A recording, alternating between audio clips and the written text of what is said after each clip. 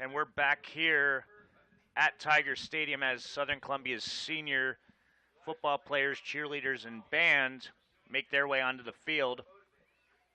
And during this time, we're going to bring you tonight's starting lineups. Tonight's starting lineups are being brought to you by... Tonight's starting lineups, Dave, will be brought to you by DW's Kelsey's Deli and Hoagies, 545 North 6th Street, Shamokin, where they put the deli in delicious. We'll start with the Warriors. Head coach is Randy Spencer. Offensively, their quarterback has been a rotation this year, according to the stats, as they've had 5 different guys throw passes, but Brady Jones has thrown the most, so we're assuming he's going to start. He's a sophomore. The wide receivers are senior Garrett Poshaishi, and the tight end is senior Justin Francis. On the offensive line, left tackle is senior Riley Knobb. Left guard is junior Jaden Jones.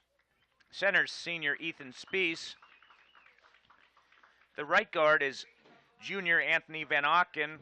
And the right tackle is Jacob, who's a junior. The running back is a committee, but the man that has been doing the most of the work by far is junior Aaron Crossley. The other running back, sophomore Michael Crane, and the fullback is Joe Maranka.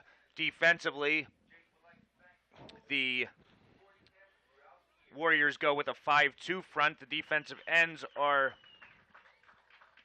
senior Joe Maranka and junior James Hisnicki. The defensive tackles are senior Riley Knobb and senior Ethan Spees.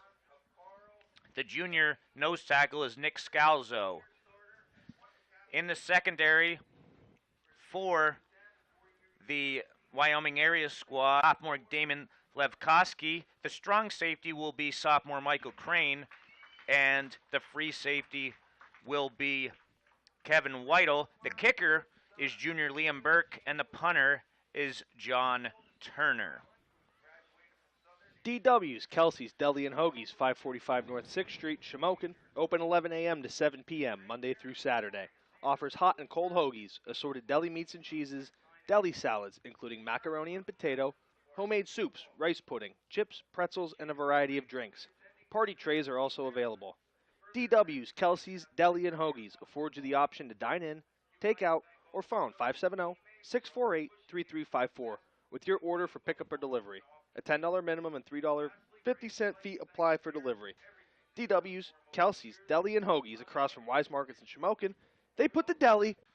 Southern Columbia comes in 5-3, just like their counterpart tonight. Their head coach is the soon-to-be Pennsylvania Sports Hall of Famer Jim Roth. He'll be inducted next Saturday into the prestigious Hall of Fame. Tigers offensively, junior quarterback is Blake Wise. The receivers, Jake Tezelewski, a senior, along with juniors Kyle Chrisman and Jake Hoy. The tight end for the Tigers is senior Ryan Kerstetter. Offensive line from left to right, senior Logan Sharrow, sophomore Jude Bremagen, senior Aiden Barkavich, senior Brett Horton, and senior Chris Treshock. In the backfield for the Tigers, Jack Biermoss is a junior starting at fullback. The halfback on the right will be a rotation between juniors Carter Madden and Loudon Murphy. And the Tigers' go-to guy is their senior halfback on the left, Maryland-bound Braden Wislowski. Southern Columbia goes with their 4-4 defensive front. At the defensive ends, senior Tyler Arnold and freshman Ethan Makowski. Defensive tackles, both seniors in Nevin Deal and Chris Treshock. Outside linebackers for the Tigers are junior Gavin Krebs and junior Carter Madden. Inside, sophomore Dom Fedorov and junior Colden Bloom. In the secondary, Southern Columbia rotates their corners between Jake Tezelewski and Braden Wislowski starting, and then Jake Hoy and Kyle Chrisman will work in. Loudon Murphy will handle the safety position, and junior Isaac Carter handles both kicking and punting for Southern Columbia. Southern Columbia will finish the season at Shikellamy next week, and Pittston will be the spot where Wyoming Area closes out their 2022 campaign. So both of these teams are hoping to head into their regular season finale 6-3. And tonight's starting lineups. They were brought to you by DW's, Kelsey's Deli and Hoagies, 545 North 6th Street, Shamokin, where they put the deli in delicious. And the Tigers senior football players are making their way up the field. And with that, we're going to take a 2-minute break. You're listening to the best of Cole Region High School football on the Black Diamond Sports Network, as well radio listeners on Bill 95.3 and our YouTube listeners at Southern Columbia's athletic YouTube page. We'll be back in 2 minutes. Little Village Primitives, located along Route 54 in Elysburg, specializes in handcrafted and American-made wares and stunning home decor. New this year, cross-stitch supplies, and don't forget classes in rug hooking, punch needle, woolly trees, and wood applique. Little Village Primitives is open Thursday and Friday, 10 a.m. to 5 p.m., and Saturday, 10 a.m. to 4 p.m. Go Tigers! Little Village Primitives along Route 54 in Elysburg. At Best Cleaners, they strive to meet your every cleaning need, whether it's a simple floor cleaning, house cleaning, window cleaning, sanitizing job, or major water extraction. Best Cleaners is there for you. Best Cleaners is owned by the Warhotch and Lepotsky families and located in Paxinus. Best Cleaners proudly serves the region and surrounding areas. Call Best Cleaners today at 570-672-9114 or check them out online at www.bestcleanersllc.com and like them on Facebook. Klebon Insurance Group, located at 426 West Valley Avenue, Elysburg, is proud to represent Erie Insurance for all of your personal and commercial insurance needs. With a team of 6 licensed insurance professionals, an experienced and friendly customer support staff, and over 75 years of combined insurance expertise, Klebon Insurance Group is here to offer the very best policies for the most competitive prices, all of which are backed by award-winning service. Klebon Insurance Group can be reached at 570-648-5055 or visit on the web at www.kleboninsurance.com. Shimock's Furniture, located on Route 61 in Coltmont, has been selling happiness since 1915. Shimock's Furniture provides quality brands, good prices, and great service. Everyone loves a winner, and Shimock's Furniture loves making their customers winners every day. There are always great savings throughout the store with 1-year no-interest financing available. Delivery, setup, and removal of your old item is always included. Shimock's Furniture on Route 61 in Coltmont and Shimocks.com, celebrating over 100 years of selling happiness. Miller Gas and Oil wants to remind you that Old Man Winter is knocking at the door. Now is the perfect time to fill up for winter. For your home or business, you want high-quality fuel at a competitive price from a supplier you can trust. Count on Miller Gas and Oil to deliver. From heating oil to diesel, commercial lubricants, and hydraulic fluids, Miller's has got you covered. They offer 24-hour service for all oil customers. Call 570-644-0318 or visit millergasanoil.com. Miller Gas and Oil, family-owned and operated since 1928. Back here at Tiger Stadium as the senior members of the football team, cheerleading squad, and band are still being introduced here at Southern Columbia. And Casey, it's a weird scenario for both teams. Obviously, more than half of the state would love to be in the position of being 5-3, but when you have the most historic program in the state's history in Southern Columbia and a Wyoming area squad who's been good for so long, including winning a state championship of their own, not like the 12 Southern Columbia's won, but nobody else has won 12 either. So being 5-3, it's a combination. Both teams lost tremendous senior classes last year, but both coaches, Randy Spencer and Jim Roth, are hoping to try and find certain players to fill in positions, and at times they have for both squads, but other times they have not. Well, Dave, it's a big game for both teams. I mean, like you mentioned, it's a bit of unprecedented territory here for both squads. Both, I would say, two of the most proudest traditions in all of Pennsylvania high school football. Coming in tonight with 3 losses, especially on the Southern Columbia side, nearly unprecedented in the tenure of Coach Jim Roth. It's a massive game for both teams. Both teams, even though it's a non-conference game, Southern obviously coming off a big loss to arch rival Mount Carmel. Both teams are looking to build some momentum heading into the postseason. It's, you know, when you have a tradition like both of these teams, you no matter how the season's going, you always have high aspirations. I know both of these coaching staffs, both of these programs want to do some big things come playoff time. It's going to be important tonight to pick up a win for both squads. Right now, the way it's slated, Wyoming Area would kick off the District 2-3A postseason against the Bulldogs of Berwick. For Southern Columbia, they're sitting in the 3-seeded District 4 Class 2A. However, they could move up or down, definitely could move down when I say up, I can't say that with certainty, but Troy, who's undefeated, Mount Carmel area, barring some sort of collapse, is going to be the heavy favorite tonight against Shikellamy and next week in their coal bucket game against Shamokin area. So they should have the 1 seed. The 2 seed is the Trojans of Troy. However, in their final 2 games, they take on the state's number 1 ranked team in single A, Canton, as well as a Loyal Sauk Lancer team that came to Southern Columbia's Tigers Stadium to give the Tigers their first loss this year. So the Trojans will be the underdogs in both of those games. I don't have a degree in the power rankings. I'm not exactly sure how they work. I know you get points for playing better teams and higher classifications. But if Southern wins this week and then wins at Shikellamy next week, not saying it's going to happen, but there's a possibility they can move up to the 2 seed, which would be huge because both teams being the favorite, Casey, in the quarterfinals, whoever that 2 seed is will get to host a team that's going to be traveling over 2 hours. Yeah, it could be a huge home field advantage. But I think, Dave, if you're Coach Roth and the Tigers coaching staff, obviously you want to host, as many playoff games as they've become very accustomed to doing. You got to worry about this week. And this is a Tiger team that it's been well documented. They've struggled at times this year. They're still, even here late in week 9, trying to find the right pieces to replace some of the many graduating starters. This is a tough Wyoming Warrior football team coming into play, led by Aaron Crossley. Dave, I was watching the tape. I was touching up on the stats. This young man, junior running back, linebacker, he has 1,590 yards, almost 1,600 yards. That's almost 200 yards a pop. Coming off back-to-back 300 with a 300-yard games. I mean, truly one of the state's premier running backs. He's going to give this Tiger defense, which I know Coach Andy Mills and company have been working on long and hard here. He's going to give them all they can handle tonight. It should be a great showdown. In last week's win over Lake Lehman, 35-14, the junior running back for the Warriors rushed 25 times for 318 yards and 4 touchdowns. He has 3 300-yard rushing games this season. And you look at the Tigers side, obviously the man that has been doing the most damage is Braden Wisloski.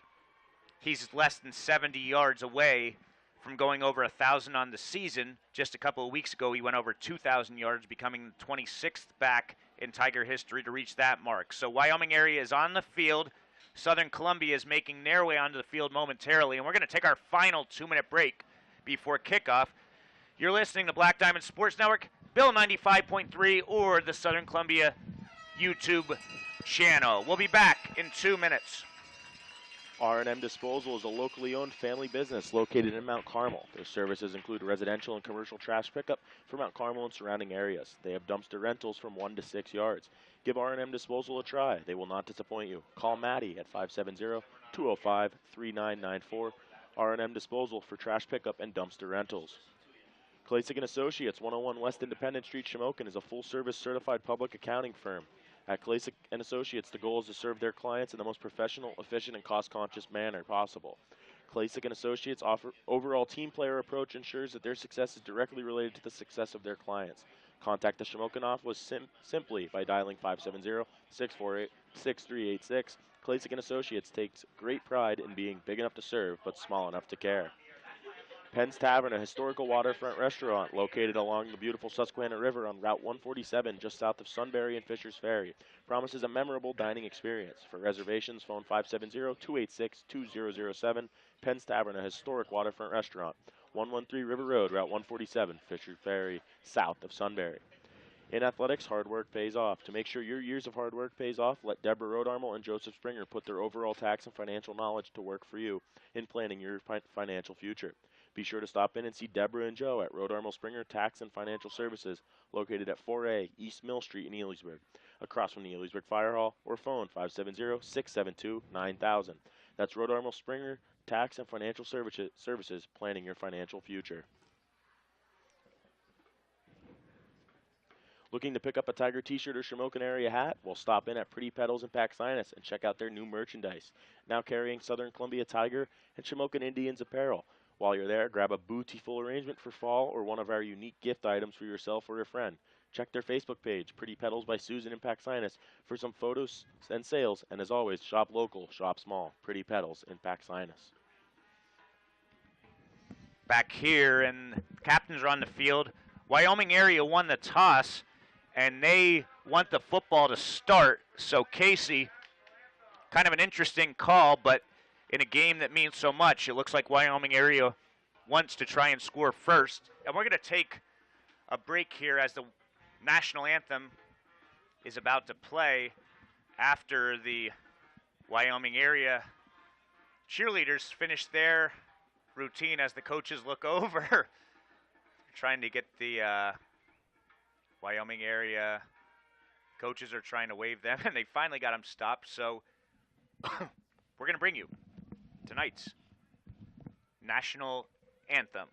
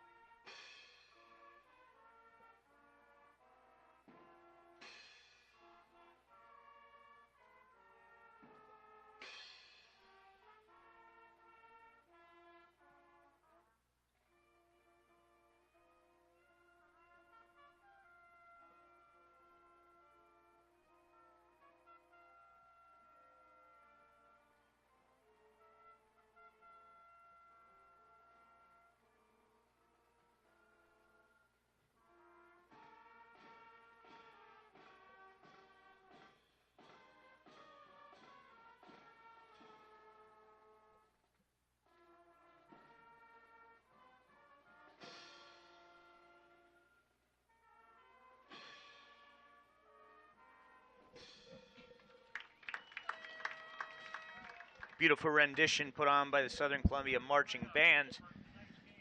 And Casey, we said, or I said, I should say, Wyoming Area won the toss and elected to receive. More than half the time, the team that wins the toss defers.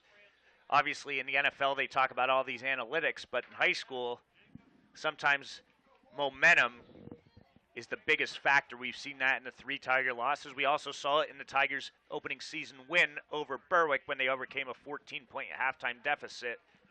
So what are your thoughts on the Warriors electing to take the football? Well, Dave, I think Wyoming Area head coach Randy Spencer, I think he wants to get this running game going. It comes into tonight's game, over 300 yards a game, 314. It's a team that doesn't pass the ball much, averaging literally under 30 yards per game passing the ball. We had a tough time deciphering who to name as the starting quarterback for Wyoming. They'll rotate a multitude of guys in there. As we mentioned in the pregame, though, this is a Wyoming team that wants to get Aaron Crossley, standout junior running back, the football, almost 1,600 yards, over 20 touchdowns on the year. I think they want to get the ball because they want to march the ball down the field and get some points on the board here early, set the tone, and what is sure to be a very physical football game tonight. Phil Manny, who's sitting down on the other side of the box, and myself called the game last year in Exeter, same place they played the first year in 2019. The reason they didn't play in 2020 was because of that COVID-stricken shortened season where you only played your conference schedule. But you want to talk about an instant classic. I know you were there, Casey. Southern Columbia was down 17 points in the first half and the second half, had to make a 4th down stop late in the game to get the ball back, or else that could have probably put the nail in the coffin, and they went 99 yards. So this Wyoming Area team is coming in with redemption. And we're ready to kick the ball off as Isaac Carter kicks it. It's going to be returnable. It's rare for the return. It's going to be Lidge Kellum on the return. He takes it out across the 20, and the Warriors will start with the football just outside midfield. Looked like on that one it was a low-line drive, Casey, by Carter. Most of his kicks are high and powerful. Obviously, it still almost was a touchback, but kind of a different approach there. It was, yeah, Dave. Carter's been a weapon all year for the Tiger special teams unit. And just to touch back quickly on last year's game, I know you said you and Dr. Manny here had the privilege of calling it. I'd have to say, personally, it was one of the greatest high school football games I personally ever witnessed. Truly a phenomenal game, and I'm hoping for all you listening and watching at home that we get something like that here tonight. Quarterback's going to be Michael Crane. in there. He threw one pass last week. Handoff goes to Aaron Crossley, their guy that's going to get the ball a lot of times. And on his first carry, Tigers' defensive line does its job, holding him to just a yard. Yeah, the Warriors come out there in an I formation. I know we've seen them, even though they do rarely throw the ball. In a few recent games, they've come out in a lot of spread formations, trying to get the defense spread out, get the numbers on their side to run the ball. This time they come out, try to go power I. Tiger defense with an early answer to that. Minimal gain, going to bring up second down. One thing Coach Roth talked about is a similar offense to what Mount Carmel area runs with their power I formation, and he wants to see if his defense has improved from last week. This time it's going to be Crane on the keeper. He's going to try and bounce to the outside, but a good job coming up there by the corner, Braden Wisloski. It appeared like Crane was going to get the edge, but Wisloski came up and stopped him after picking up 2 more yards. Yeah, and we've seen a lot of teams this season have success with that quarterback power, quarterback read option, a multitude of ways of getting the quarterback involved. That time they run power left. Wisloski does a nice job beating a wide receiver block, coming in and making a stick to force a third down. Wisloski and Tuzleski, the Tigers' corners, are going to have to be able to make stops in the run game tonight to contain this Warrior rushing attack. So Crane's in shotgun. He has 2 receivers to each side. He's back to pass. He looks, he fires. It's intercepted by Jake Tuzleski at the 23. He's going to take it all the way for a Southern touchdown. So on senior night, it's Tuzleski going 23 yards for the Tigers score. And let's give a shout out there, Dave, the number 76 senior defensive tackle, Nevin Deal. He had to hurry. He pressured the Warrior quarterback. Tuzleski does a nice job jumping a stop pattern. He's going to take it all the way back for 6. What a start here for the Tigers defense. Less than 2 minutes into this one, getting some points on the board for the Southern Columbia Tigers. And Crane only threw 1 pass last week. He equaled it this week. Last week it was an incompletion. This week it's caught, but it's caught by the wrong team as Isaac Carter's in to kick the extra point. The extra point is up. The kick appears good, and it is good. So with 10:25 left in the first quarter, Southern Columbia 7, Wyoming Area nothing. We'll be back in 30 seconds. Check out Deadeye Deddy's Joke of the Week on Instagram at DinoAnskis_. PBS Beverage and Pax Linus and owner Steve Tahansky are proud supporters of Southern Columbia football. His great prices make it an easy decision to stop in and pick out from a variety of your favorite selections. With an easy-to-get-to location on Route 61 between Elysburg and Shamokin, there isn't any other choice than PBS. Check out their Facebook page for deals and hours of operation throughout the week. Call the store at 570-648-8080 for any additional details. Steve Stahansky, alum and supporter of Tiger football. If you aren't already a customer, become one. So, Southern Columbia last week couldn't stop Mount Carmel area's defense or offensive performance. Good boost there, Casey, to give the Tiger defense some momentum here early on. And we're back to where we were just moments ago as Isaac Carter kicks it.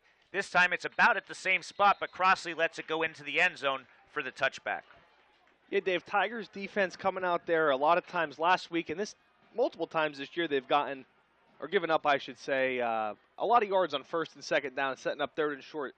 This time around, the Tiger defense gets a couple of nice run stuffs on Crossley, forces a third and long, lets their D-line get after the quarterback, and the senior Tuzleski gets his team-leading 3rd interception of the year. He takes it all the way back for 6. Let's see here how Warriors coach Randy Spencer wants to answer down early 7-0. I doubt they get too far away from that running game that's led them so far this year. Tuzleski, 3 interceptions. Jake Hoy also with 3 for the Tigers. And it's Aaron Crossley up the middle, and he's going to go. He's at the 50, the 40, the 30, the 20, the 10, and just that quickly we're an extra point away from a tie ball game. And Casey, he was not even touched as Crossley, who's now nearing 1,700 yards on the season, goes 80 for the touchdown on the first play. How do you like that answer, Dave? Standout running back Aaron Crossley has his offensive line part the Red Sea there, or the Black Sea, I should say. He takes it untouched all the way for an 80-yard touchdown. And I was talking to my brother this morning, Dave, obviously former All-State lineman. He asked me, what do you think tonight? I said, I think we might be in hand for a shootout. I'm not sure either of these defenses are going to be able to stop the opposing offenses. Extra point is up by Liam Burke, and it's good. So we're going to take another 30-second break. Tie game here, folks. We'll be back in moments. Need a dependable contractor for your next project? With over 90 years of combined experience, look no further than H&P Construction, 456 Oak Street in Coltmont. H&P Construction is an experienced general contractor dedicated to their clients' needs, offering residential and commercial services. Professionalism, quality construction, and attention to detail have earned them a reputation in our area. For a free estimate on your next project, call 570-373-1605 or contact them online at hmpconstruction.net. Let's work together. H&P Construction in Coltmont. So just when we talked about Southern Columbia's defense, one play, Crossley 80 yards up the gut, and we're tied here as Southern Columbia will get their first offensive possession. 10-12 left here. Less than 2 minutes gone in the first quarter and 2 touchdowns already. So it's not the extra point kicker. It's Gage Spees who kicks a pooch kick. It's going to be returned by Jake Hoy at the 28. He's going to get across the 35 to about the 37 where he's tripped up. So pretty good field position here for the Tigers, and we'll see how their offense responds after Wyoming Area gave up that pick 6. But very next offensive play go the distance to tie this up. Well, Dave, let's see how they respond not only to the touchdown there from Wyoming. Let's see how they respond to last week, Mount Carmel. Obviously, Tigers threw 5 interceptions in that one. I'm sure it's something that the coaching staff and the team has been working on all week long. See if they do pass early. It's going to go to Wisłowski. He's going to get nothing as he's going to be hit behind the line of scrimmage. Driving him back on that play was Joe Moranka, number 36, and Moranka comes in with 6.5 tackles for losses, Casey, and the senior read that one perfectly, stopping Wisłowski in his tracks. Yeah, Moranka, he's a stud here for this Wyoming defense, and tough to tell from our angle. I'm not sure if anybody on this Tiger offense even got a block on him. He stuffs Wisłowski for a loss. Negative play, as we've seen many times this year for Southern Columbia, to open up drives. And that was on the right side of the line, the more experienced part of Southern's line. This time it's going to be Loudon Murphy trying to get to the edge. He's across the 50, he's across the 40, the 30, the 20, the 10. He gets a nice block from Wisłowski, and he's in for a touchdown. So 64 yards goes Loudon Murphy on the second play, and we are 3 scores here early, Casey. Southern Columbia now up 13-7. Dave, get your beverages, get your snacks, buckle in for this one. We got a shootout on our hands early here at Tiger Stadium. This time, Murphy takes the jet sweep left. Wisłowski, like you mentioned, gets a good downfield block for him. He takes it untouched all the way for the Tiger touchdown. We're less than 3 minutes into this one, folks. Already 3 touchdowns on the board. We're in store for a high-powered offensive ground affair tonight here on Jim Roth Field. And not everybody got off the field, so Southern Columbia's kick is up, and it is good. We're going to take a 30-second break. However, let's wait here to see what Southern Columbia does if they elect to take it on the 2-point conversion or on the kickoff. It appears they're going to take it on the kickoff, so we're going to take a 30-second break. You're listening to the Black Diamond Sports Network and Bill 95.3. Where can you get good neighbor service and surprisingly great insurance rates? At State Farm, because State Farm agent Darla Fozzie is your one-stop shop in Cole Township for the service you deserve at the price you want. So stop looking around. State Farm agent Darla Fozzie is ready to help. Call 570-648-0809 for your surprisingly great rates today. Like a good neighbor, State Farm is there. Individual premiums will vary by customer. All applicants subject to State Farm underwriting requirements. So if you're just joining us, I'm sorry you're late because you have missed a lot of action here, folks. 2 minutes, 48 seconds gone, and 3 touchdowns scored as Southern Columbia leads 14-7. Just a quick recap, Jake Tuzleski had a 23-yard interception return for a touchdown. Then for Wyoming Area, it was their main guy, Aaron Crossley, who had the long run, and Southern Columbia's Loudon Murphy just scored from 64 yards out, and it looks like Southern Columbia has decided to go for 2 after that 12 men on the field approach. Interesting call here, Casey. Interesting call and a pretty late call. I mean, we had a minute delay there. I'm surprised they're going to let him go for 2. Nonetheless, Tigers going to line up in a power formation here, try to punch in 2. Wise is under center. Handoff goes to Murphy, and he's going to power his way near the line of scrimmage, and he stood up. The 2-point conversion fails. So we're going to keep it here, Casey. What are your thoughts on going for 2 there? Well, I like the call. I mean, this is a game where you're going to see a lot of points on the board. Why not try to tack on 2 more? On that specific play there, Tigers went to a even set power formation, 2 tight ends, 3 backs all in the backfield. We saw them do a lot last weekend against Mount Carmel, basically run into the weak side, reading the defense. That time Murphy got the ball, looked like, or he's had a lot of success this year with his patience, maybe a little too patient in the backfield there, or in a goal line situation. Obviously the defense is crashing quick. They're able to stop him at the goal line.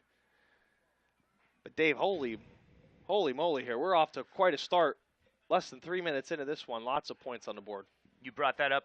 We talked last week of how good the patience was of Murphy, especially in that first half, waiting for his blockers on that first carry that he scored on.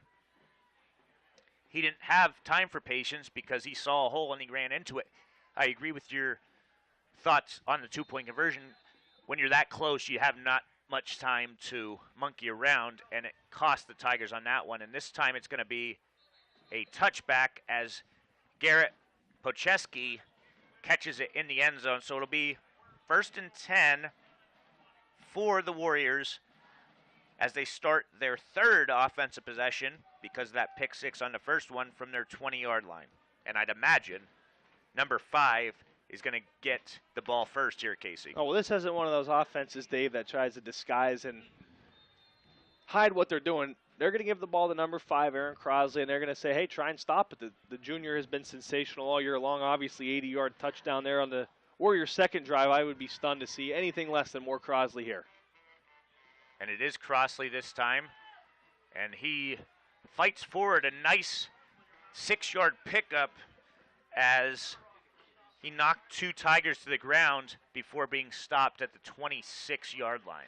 And it's been a point of emphasis recently, I know, and all year, but especially recently. I know Coach Roth with the media this week, he was hard on his defense. This is a Tiger defense that has allowed over 20 points a game. I'm not sure how many times in his and defensive coordinator Andy Mills' tenure you could say that. It's a defense that needs to improve if they want to go far in the playoff run.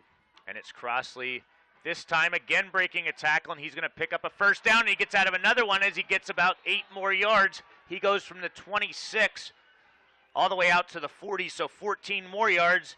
And Mr. Crosley, who has 3 300-yard games, is over 100 yards already, unofficially 102 yards on 4 carries.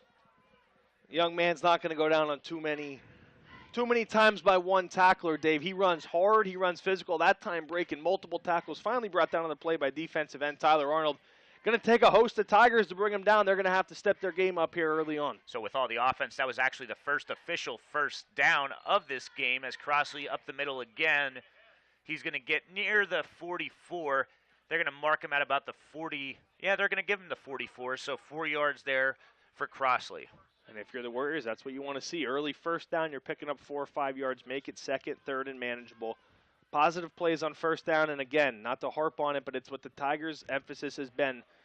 Stop allowing positive yards on first down. Try to get some teams in some 2nd, 3rd, and longs. It's going to be Crane this time up the gut, and he gets about 5 yards. Last week, Crane rushed for 100 yards exactly to go along with his running back's 318 yards, so it's going to bring up a 3rd and 1. I would say, Casey, even if they don't get it here, it's 4-down territory. Probably 4-down territory here, like we said, in a shootout type game. Crane on the year coming in over 430 yards on the ground. We have him at running back, receiver, quarterback. He'll play all over tonight. He's at the quarterback spot looking to manage this offense for the Warriors. It's going to be Crane again up the middle, and he got about 3. He only needed 2, so it'll be a first down for the Warriors as they cross over into Tiger territory. Yeah, the Warriors, Dave, early on here, I mean, how many times do you see a team go 2nd and 5, quarterback sneak, 3rd and 1 quarterback? Back-to-back quarterback sneaks, certainly not what you want to give up if you're Southern Columbia, how do you give up 6 yards on back-to-back quarterback sneaks? They're supposed to be short yardage, 1-yard plays. Nonetheless, the Warriors doing a good job on that interior offensive line, moving the Tigers' defense out of the way, picking up another first down. Crossley's in the backfield. The fullback in front of him is Keegan Rusin, and it's going to be up the middle. Who is that? 45. I don't have a 45. Don't have a 45 on my roster. Of course, we got the rosters off of Max Preps today. Is there a 45 on that one? Don't have a 45, folks. We'll try to get that number for you. Young man leading the way there for Aaron Crosley, picking up a nice gain. Almost a first down. Tigers bring him down just short. Casey brought up an interesting point, how it's up the middle. Very rarely do you see your guards bigger than your tackles, but their tackles average about 207 pounds. Their guards averaging over 270, and it's going to be Crane up the middle behind those two big guards, and the center, who's 280, he picks up a first down on a carry of 5 yards on the play. Yeah, and obviously last year Wyoming had a mountainous front line on both offense and defense. They graduated a number of those players, but this group up front, they've done a nice job paving the way for over 2,500 rushing yards for the Warriors coming into this one. After a few explosives to start, they are putting together a nice methodical drive, approaching the 5-minute mark inside the Tiger 35. It's going to be a miscue on the handoff, and it's a fumble. We'll see who has it. Looks like it's going to be recovered on the play by the center, Ethan Speece.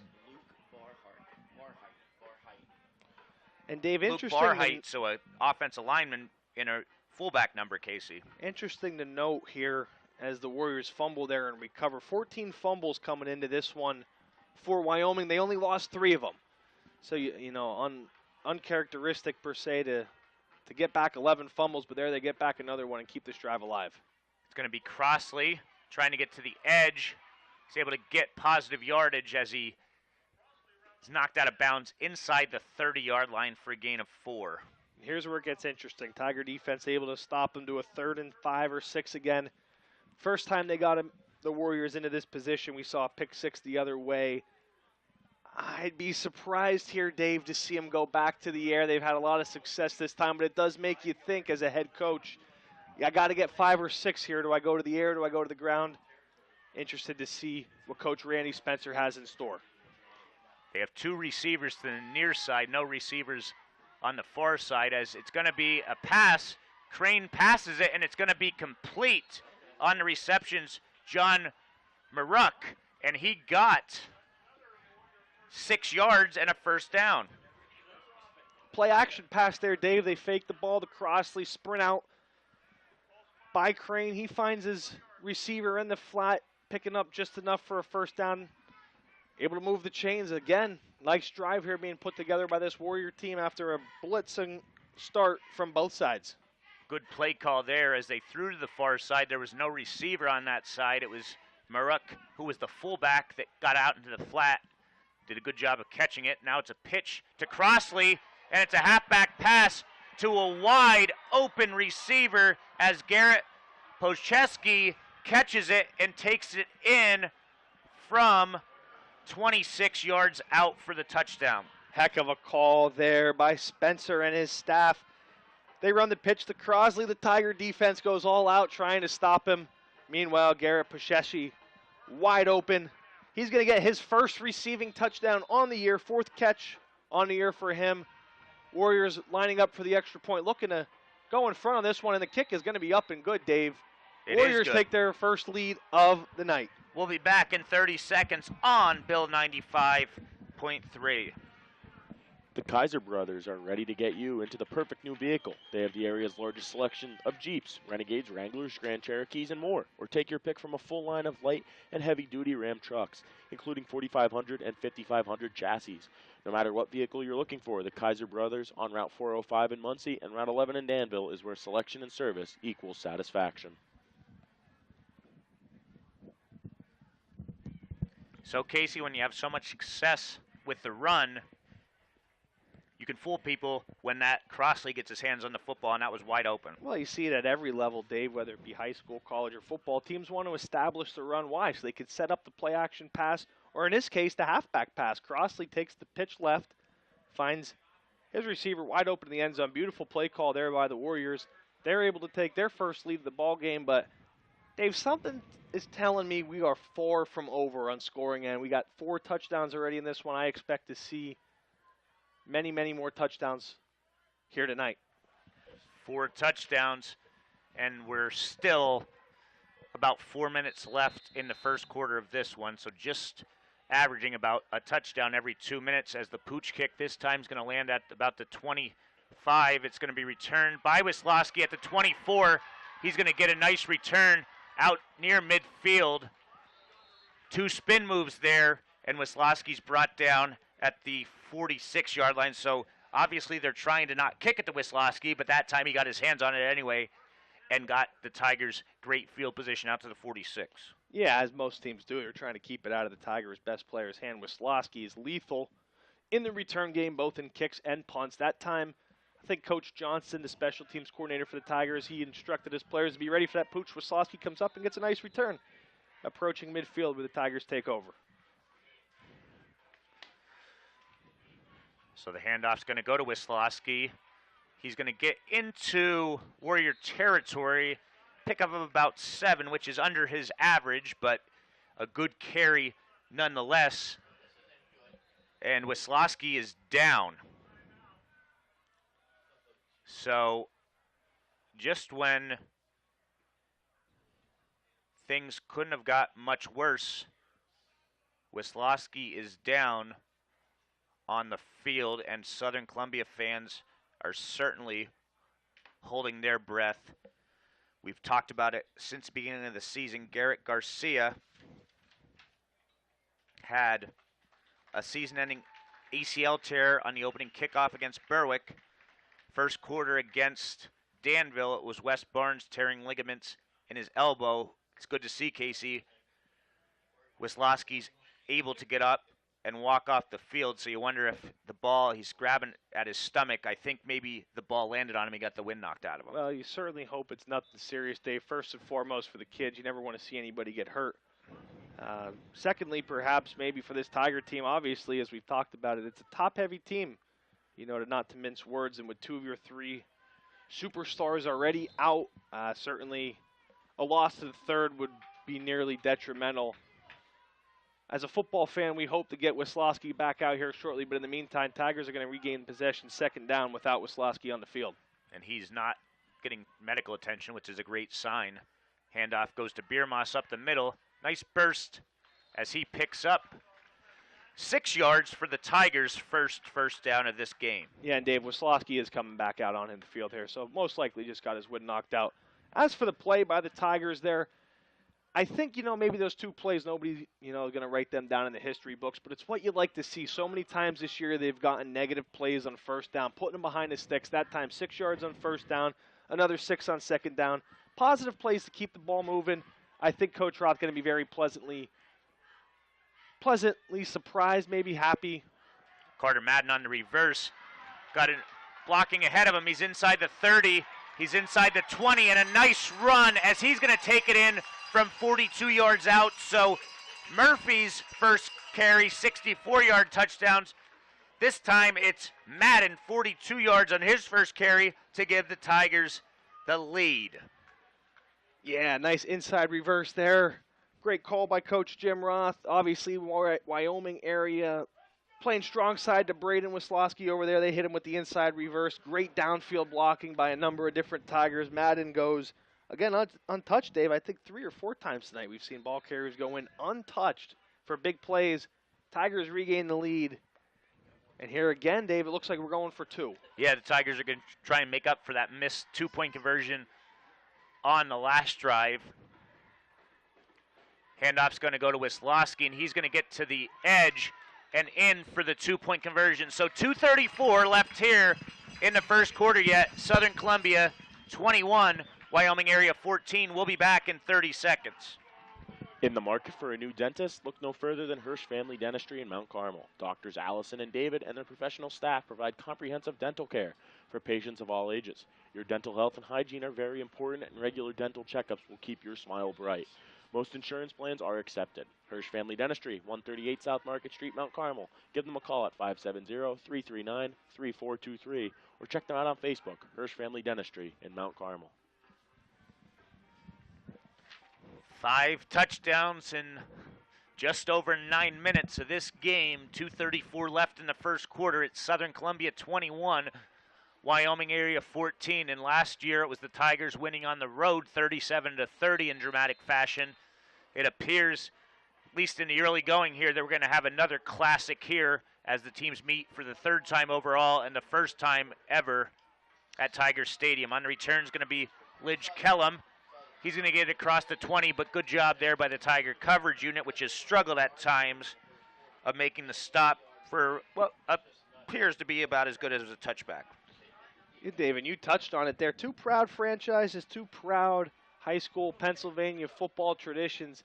Seems like they could do nothing but play classics. Even if you go back to the first matchup when the Southern Columbia Tiger unit had arguably one of the greatest high school programs in Pennsylvania history. It was probably the best game they saw all year by this Wyoming team that went on to win the 3A state championship last year. One of the greatest high school games played in recent memory, and this one obviously off to a roaring start. Wyoming going to take over for their 4th possession of the night. Handoff goes to Crossley up the middle. He's fighting forward for 3 tough yards. It'll bring up a 2nd and 7 as the ball spotted at the 26-yard line. And you know the Warriors are going to keep going back to that, Dave. I want to highlight here sophomore inside linebacker Dominic Fedorov for the Tigers, coming in leading the Tiger unit with 92 tackles, obviously missing his companion, All-State inside linebacker Garrett Garcia went out week 1 of the regular season here. Fedorov last week 17 tackles against Mount Carmel, doing everything that he could do. Like I said, 92 on the year. It's going to be up to him to lead this Tiger defense in stopping Crossley. Crossley up the middle, and nothing going there as the Tigers defensive front. Nice stop there. Nevin Deal in there along with Colton Blum and Chris Treshock. And you bring up Dom Fedorov. Last year he had the 2nd most tackles ever by a freshman in Tiger history, only trailing Cal Holliday, who's a stud at Michigan State right now, and he was All-State last year as well. No gain here, and we bring ourselves into another 3rd and 6 opportunity here for Wyoming Area, Casey. Yeah, big job there done by Nevin Deal and Chris Treshock blowing up the point of attack on the carry there. Going to bring up a 3rd and 6. Last time they went to some play action to pick up a 1st down. This time in shotgun, Dave. And it's going to be Crane in shotgun, and it's going to be a fumbled snap. He's going to try and get on it. It appears that he does. No, Tyler Arnold has it. So it's going to be a fumble recovery by Southern Columbia's Tyler Arnold on a shotgun miss snap. Yeah, it looked like the snap was right in his hands, Dave. I didn't see quite what happened there. Crane bobbles it. Looked like he had a chance to get on it, just unable to secure it. Arnold gets on it. That's going to go down as his 5th sack of the year. That's going to lead the team. Another fumble recovery for him. Big momentum swinging play as we near the end of the first quarter. 2nd turnover of the game by the Warriors. Tigers take over in the red zone, looking to capitalize. So Tigers excellent field position here as they have the ball inside the red zone at the 17-yard line. It's going to be Biermoss up the middle. He's fighting forward inside the 5. Great effort. He's near the end zone. I don't think he quite got there, but he's going to get 16 yards. A nice piece of running by the junior fullback there, and Southern Columbia will have 1st and goal from the 1-yard line. Yeah, Biermoss, excellent run there, dragging ball carriers down the field. Last week, we saw maybe him have his best game of the year against Mount Carmel. Went over 200 yards on the season last week. Gets him inside the 5 here. Tigers looking to punch it in. And almost a missed snap there, but it's going to be ran in for a touchdown by Biermoss as Southern Columbia takes a 2-score lead with less than 30 seconds left in the first quarter. Yeah, Southern Columbia looking to reward the junior after a tough run on 1st down. Getting the Tigers right at the goal line. Tough from our angle if he was in on that first one. They reward Biermoss on the 2nd attempt. He punches it in for another Southern Columbia touchdown. Excellent job there by Biermoss. As we work on some technical things here in the booth, Carter looks to attempt the PAT. And it's blocked. Carter's PAT is blocked on the play by number 23, Michael Crane. And in the pros, you could take that back for a 2-point conversion, but not here. So we're going to take a 30-second break. Tigers lead 27-14. At Weaver's Tire Service, Inc., their #1 priority is customer satisfaction. Family owned and operated since 2010, they have served the Susquehanna Valley and surrounding communities with great service, high-quality products, and professional installation. Weaver's conveniently located at 411 Point Township Drive in Northumberland is open Monday through Saturday. Shop for passenger and commercial tires, including farm, industrial, and OTR, online at weaverstires.com. Given the vast selection of tire brands, you're sure to find the replacement set that fits your needs. Call 570-473-3380. Weaver's Tire Service, Inc. in Northumberland. Southern Columbia's senior night, Casey, and it's turning out to be a memorable first quarter. 6 touchdowns scored in this first quarter. Southern Columbia has 4 of them as they lead 27-14. Carter set to kick off for the 5th time in this game, and it's going to be a touchback at Sales over the head of Pacheski. I think it's very important here, Dave, for the Wyoming Warriors to put together a consistent drive like we saw on their second drive where they put points on the board for the first time. Third drive where they put points on the board for the second time. They need to get a sustained drive going here, get this Tiger offense off the field, let their defense catch their breath, maybe adjust a few schemes, figure out what's going wrong on that end of the ball. Important here for the Warriors to lean on Crossley and the rest of this offensive unit. So this could be the last play of the first quarter, finally. Crane is under center. Hands the ball off to Crossley, and he's up the gut again. He's across the 40, the 50, the 40, and it's Wisłowski there to bring him down. It's a good thing the former state champion was there, because if not, Crossley would have had another 80-yard touchdown run up the gut untouched. Well, Dave, I think Wisłowski might be the only kid in the state that could track Crossley down. As we see Crossley limping off here, you certainly don't want to see that for Wyoming. Crossley over 200 pounds. We know he could run physical, but that time showing his speed, bursting through the hole, blowing by the Tiger defense. Luckily, they have a former state champion 100-meter dash defensive back on their team. Wisłowski brings him down, bringing us to the end of the first quarter. We're going to monitor Crossley's injury and the rest of this one. We'll be back in 1 minute live on Bill 95.3. You're listening to the Black Diamond Sports Network.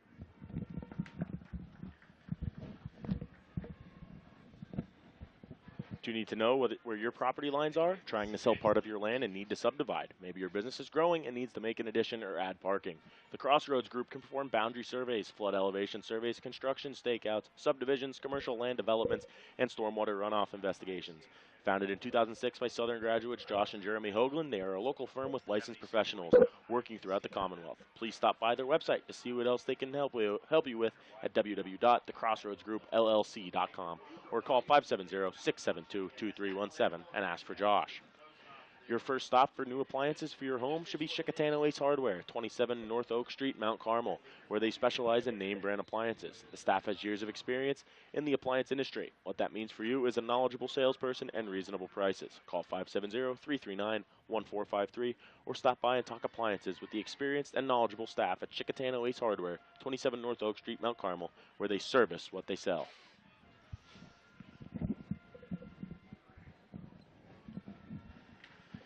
So after one quarter, it was Southern Columbia 27, Wyoming Area 14. Final play, Crossley rushes for 52 yards to take it into Tiger territory. Casey, 166 yards in the first quarter on 9 carries for Crossley, and he's going to get the ball again, as this time, not much doing. He'll pick up positive yards, however, and behind those 2 guards in his center, he gets 3 out of what appeared to be nothing. Well, Dave, I asked you over the break if you remember where you were at the Tiger game against Pius X back in the mid-2000s, where legendary Super Bowl champion Southern Columbia fullback Henry Hynoski rushed for over 400 yards in that one. I was not there. I was on a bus trip to New York City at Madison Square Garden to watch the preseason NIT tip-off, but I remember the stories being told of that one. I think Crossley Boy, he looks tough to stop here early on. I think he could be a night for a legendary performance. And it's going to be Crane this time on the play action, and he's going to pick up a first down as he gets 9 on the play. He tried faking it there, which worked out perfectly to Crossley, and he picks up the first down. And, of course, Casey, I was at that game. Was at a wedding today that I had to come back from to keep my streak. I've been to every Southern game since the 1997 Eastern Final, but you're right about that game. At the time, Southern Columbia set the national record for the most rushing yards in the game. In that game, Kyle Conahan had over 200 yards rushing, and you didn't even hear his name until reading the second page of the paper. That was truly a legendary game. Handoff goes to Crossley up the middle, and he's pushing his way forward, and it's going to be another first down as he takes it from the 16 to the 4, a 12-yard pickup, and we're up to 181 yards now for the junior. And Dave, of course, I know that was a rhetorical question. I Yeah, knew you were there. I know. Yeah, absolutely. I want to just make sure Phil's memory. Yeah, absolutely. Got to keep the Because- CEO on his toes. He's getting up there in age. You never know. Easy now, Dave. Anyways, Dave, this I've seen Andy Mills here make a couple of changes. Number 62 into the game here for the Southern Columbia defense. Adam Barnes, they've shifted more to bring those outside linebackers off the ball. Trying to do anything here to stop Crossley. I'm not sure what you're going to be able to do. He's a man on a mission tonight looking to keep the Warriors in this one. We have a flag prior to the snap. The play clock is at 0, so we'll see here. First penalty of the game, and it's going to be a delay of game against the Warriors. So that could be costly as they had a first and goal from the 3 that takes it out to the 7. Not what you want to see on first down. You get inside there. Now you're going to push it back first and 9. Warriors going to come out in power nonetheless here, try to pick up a touchdown. And Crossley's going to be tackled by Carter Madden for a loss, his first loss in this game. So we're getting a text update. Sounds like speaker isn't on, maybe a little. It's definitely not as loud as usual. Well, for anybody listening, if you're having trouble hearing me, everything's set up the way it is. So I don't know if it's just your connection or what. But anyway, it's going to be second and goal from the 8 after Madden's stop. It's going to be Crane back to pass. He's going to keep it. He's inside the 5. It's going to be stopped at about. Does Southern have the football? Southern Columbia recovered the football. I don't know who has it. Who recovered it? Anybody have any idea? Tough to see, Dave. It looked like Wisłowski put a massive stick on Crane as he was trying to get into the goal line. Couldn't see from where I'm standing who came away with that one. It did look like Wisłowski laid the hit stick down. Huge turnover there. Tigers forced their 3rd turnover of the ball game. Warriors, what we're looking like to go in and punch this in to make it a 1-score game. Now Tigers going to regain possession. Boy, if you're Wyoming, Dave, first you get the penalty inside the 5, and then you don't come away with points after Crossley gets you in there. Tough break for the Warriors. So it's going to be a long field for the Tigers as Wisłowski gets it at the 2.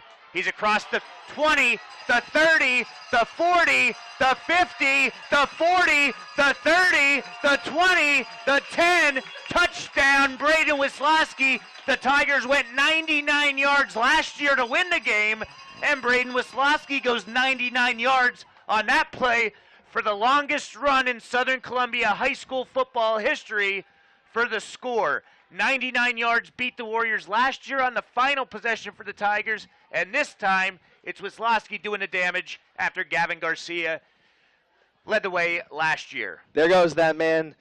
Dave, you had to know Coach Roth was going to reward his standout two-way star Wisłowski after forcing the fumble, coming away with a big turnover. And you definitely know nobody's going to catch him. Jet sweep right. Wisłowski goes untouched.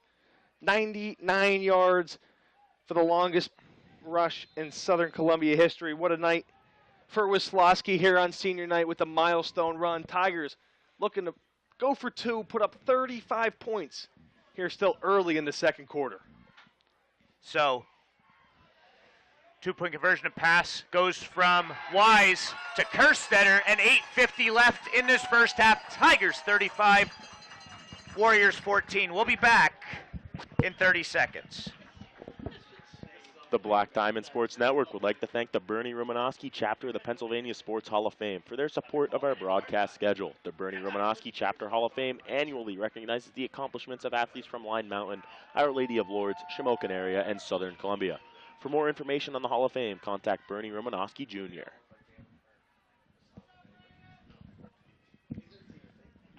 So not only, Casey, is that the longest run in Southern Columbia history, statistically, it's tied for the longest run in national history because you can't run 100 yards. Can't run it longer than 100, Dave. 99 would obviously tie you. Had a feeling Coach Roth there would go to Wisloski on the sweep, and boy, give credit to this Tiger offensive line. The Warriors have not had really any semblance of success slowing down this Tiger running game. We've mentioned a number of times tonight, Tiger ball carriers running in untouched. That time Wisloski, 99 yards, untouched. Getting the Tigers their 5th touchdown already tonight. An offense that comes in to tonight's ball game averaging 28 points a game. They're already at 35 early here in the second quarter. Carter kicking it off, and it's going to be returned at the 1 by Bocheski, and Bocheski gets just across the 20, closer to the 25 where the Warriors will have it, down 3 touchdowns with 8:42 left in this first half. But Casey, obviously a lot of weird things happen. But what's the chances Southern Columbia beat Wyoming Area on a 99-yard drive last year, and the backbreaker this year could be a 99-yard run by Wisloski? And ironically enough, Wisloski's been the offense pretty much for the Tigers this year. He was the one of the 4 runners that didn't have a touchdown until that carry. So now between Madden, Murphy, Biermoss, and Wisloski, there's a touchdown apiece. And now we have a new quarterback in there. It's Brady Jones under center. Handoff goes to Crossley, and there's a whole bunch of Tigers there stopping him at the line of scrimmage for no gain. Yeah, it looked like Bloom and Mikowski in there for the Tigers. Dave, you know when these two historic programs get together, you're going to see a football game. We've seen it the first 2 times they've played. Tonight has certainly given us quite a treat. You got 7 touchdowns and a quarter and a half of football. It's been a treat. Looking forward to many more here as the Warriors keep moving the ball here on their drive. Crossley gets about 5 on the play, so it'll bring up a 3rd down and 5. And for as much scoring as Southern Columbia has done, Casey, they've only attempted 2 extra points because of going for 2. One of them was blocked, so the only one that Carter had a chance on was successful.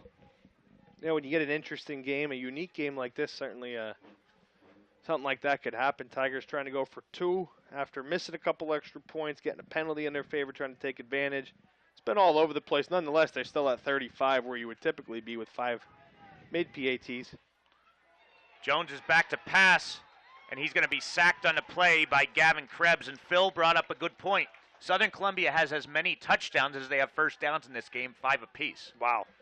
Great stat there by Phil. That time Krebs comes into tonight's game with the half a sack on the season. The junior outside linebacker getting some pressure in on Brady Jones in for his first series of the game. Going to see our first punt of the night here tonight. Haven't seen much of anything other than touchdowns. Tigers with their dangerous return men with Slosky and Murphy back to receive. Let's see if the Warriors punt to him. It's going to be a short punt. We'll see how he does get a good bounce on it. It's into Tiger territory, or a really good bounce, as it hit the ground at about the 50, and it rolls to the 34 where Southern Columbia will take over on offense. So the first punt, as Casey mentioned, neither team able to do much, but it's been the costly turnovers that have the Warriors behind. Yeah, that's a good punt there. Sophomore John Turner handles the punting duties for Wyoming, coming in averaging over 33 yards a punt. That time hit a high one that neither returner wanted to get underneath. It gets a good bounce. But here, Dave, Wyoming hasn't really shown any sign of even being able to slowing down this Tiger offense, let alone stopping it. They're going to need a stop here if they want to hang in this one. So it's going to be Wise's first pass of the game, and this is a miscommunication there as he thought Tuzzy was going long, and he broke it off. I was just going to say Southern Columbia hasn't thrown a pass yet, but they want to try and get the confidence back. Obviously, they completed the two-point conversion pass, but that doesn't count in the stat sheet. So Wise, after 5 interceptions last week, is 0 for 1 in this one. Yeah, it's something they're going to certainly have to get going as we move forward in this season. Wise, like you just said, Dave, 3 for 14 with 5 interceptions last week. That time way over the head of Tuzleski on a comeback route up the sideline.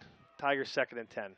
It's going to be Wisłowski, who's going to he's pitching it to Murphy, and he's across the 40, the 30, the 20, the 10, and what a play by Braden Wisłowski.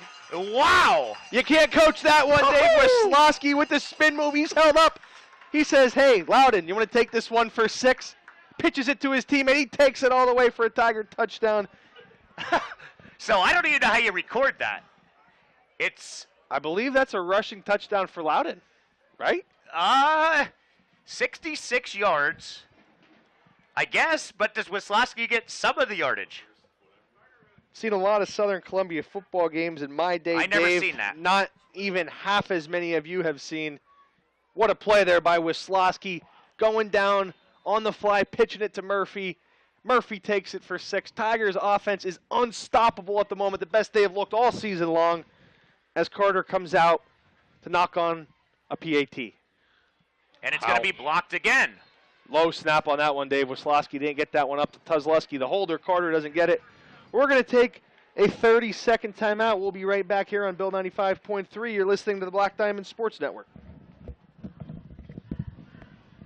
The Academy Sports Center is a proud supporter of all area teams. The Academy Sports Center is your area headquarters for customized apparel for all team sports. They also feature a complete selection of t-shirts, sweats, hats, hoodies, and other school logo items. If you need trophies or plaques, they can make them on site to suit your needs. Stop in and see the friendly, personal owners and staff at Academy Sports Center, located at 18 South Oak Street, Mount Carmel, or give them a call at 570-339-3399.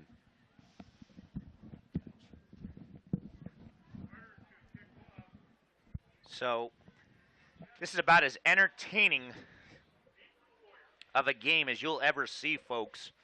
6:16 left in the first half, and maybe we'll get Jackson before the end of this one to try and figure out the ruling on that pitch to see how you record it as Carter kicks another touchback.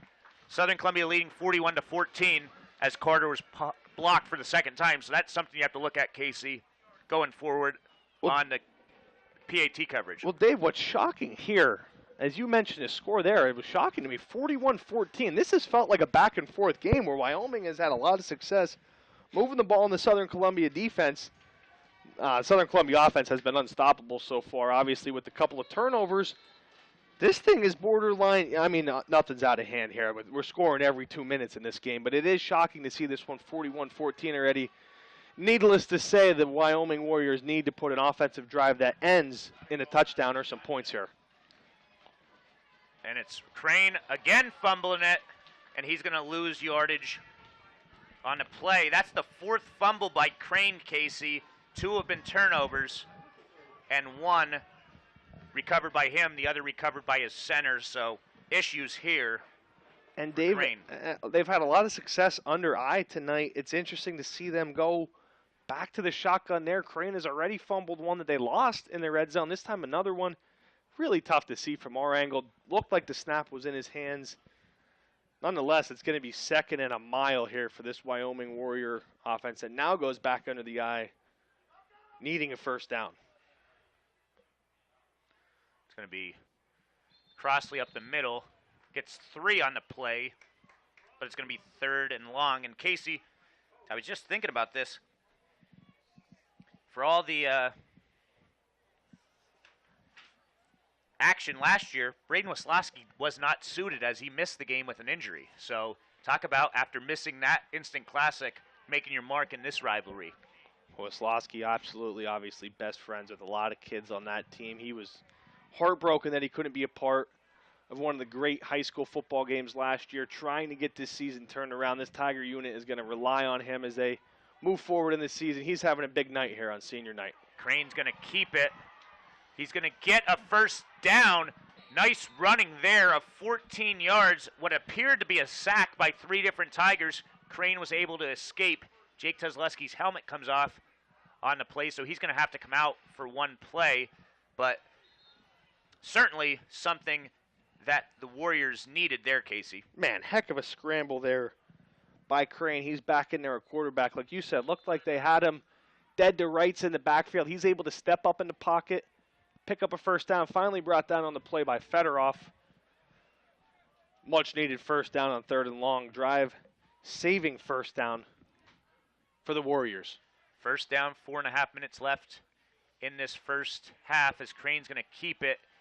And it's going to be a gain of just a couple as Landon Koch was there to make the stop after a gain of 3. Yeah, nice job by Koch. He's into the game for his first time. He steps in. Literally, that's his first play of the game. He gets off a block and makes a nice tackle. Crane had a lot of room to run there, was looking for a big gain. Nice job there by Koch making the tackle. 2nd down and 7 from the Warrior 35. Under 4 minutes to go as Southern Columbia leads 41-14 in this one.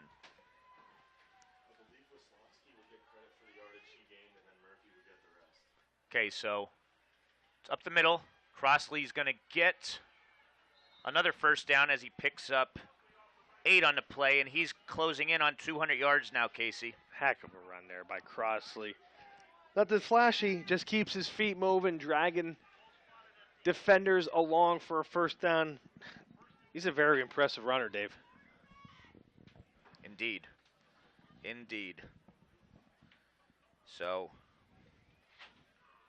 the passer is credited with a completion in 22 yards. Lateral from the quarterback and crosses the line of scrimmage for a gain of 10 yards. Then lateral to A2, gains another 25 yards. Player A is charged with the carry with 10 yards. So basically it would be a 66-yard touchdown run, but Murphy would get 54 yards and Wisłowski would get 12 on it. As Dave references, the past Tiger touchdown, that play we had a little I formation run up the middle, no gain on the play on first down. We have an official timeout. Was that Crossley, Casey, that had the? It was Crossley. Okay, so 198 yards now for Crossley on 17 carries. Wyoming Area takes a timeout, and so will we. 2:52 left in the first half. We'll be back on Bill 95 in 1 minute. Do you suffer from neck, back, or shoulder pain? Do you experience pain, numbness, or tingling in your arms or legs? Is your lifestyle hampered by headaches? If so, you could be like tens of thousands of other people who have found relief from these and other ailments through chiropractic care. Give Dr. Philip Manny of the Manny Chiropractic Clinic, 44 North Market Street in Shamokin a call at 570-644-2225 to schedule your appointment. Most insurance is accepted, including auto and workers' compensation. That phone number again is 570-644-BACK. And right out of the timeout, it's Crane picking up 9 and a first down for the Warriors. So actually they're going to stop him short. I thought he had the looked like he had it from here, Dave, but yeah, they're going to mark him short for a 3rd and 1. I'd look here. I mean, if you're Wyoming, you got to give it to Crossley here on 3rd and short. Let your star. You got to keep this drive alive as we approach 2 minutes here in the first half. It is in Tiger territory, and indeed it goes to Crossley. He's going to punch his way forward. I think he got enough, but that was pretty good stop there by the Tigers as Crossley is now at 199 yards here, and almost certainly now with the first down will pick up over 200 yards in this first half against the 5-time defending champions. But the most important thing, Southern Columbia is in front 41-14 behind a strong effort by a lot of people. Absolutely. But here, Dave, 1:40 remaining, Wyoming, they're going to need to get points here. Like you said earlier, they elected to take the ball. Southern's going to get the ball. They're up 41-14. Wyoming needs, Dave? It's going to be Crossley here, who's going to be tackled for a loss. Doesn't go down as a sack because it was a pitch, but Arnold there again for the stop, and they're going to make it a loss of 4 on the play, bringing up a 2nd down. Actually 3, it looks like. It'll be a 2nd down and 13. They tried to get the pitch play there, Dave, that they hit him with for the first touchdown of the game. This time, Tigers all over it, swarming Crossley for a big loss. Wyoming elected not to take a timeout here. They do have all three remaining, under a minute left. You really think this Warrior team needs to get points here if they want to hang around in this ball game? Ball's at the 49-yard line of the Tigers. This time the handoff goes to the up man, Maruk, and he gets about 4 on the play. Maruk had that first reception, the only completion by the starting quarterback, Crane, and it brings up a 3rd and 9. I am completely shocked here. This Wyoming team is not electing to call a timeout. They do not get the ball to start the second half. They have not stopped the Southern Columbia Tigers a single time. They let all that time come off the clock to 25.8 seconds. It's going to bring up a big 3rd down. Are we going to take a break, Dave? No, we're going to stay here because we're nearing the halftime. So I agree with you, Casey. How do you not take a timeout there? The only thing I'm thinking is it's 3rd down near midfield.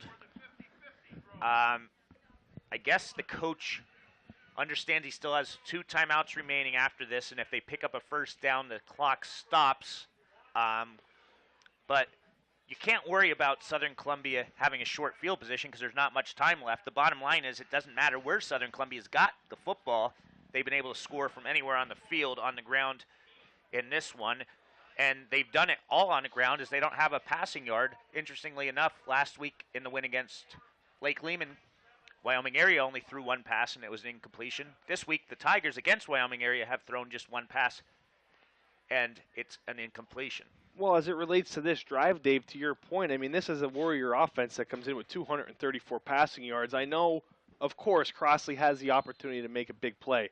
But if you're near midfield with the clock running under 30 seconds and all your timeouts, you have to be anticipating as a coach, it's going to take me a couple plays on the ground to get in here. I need all the clock that I could get. Shocked to see him let it come down this far. Big 3rd down on the way here with Crane in the shotgun. Let's see what the Warriors do.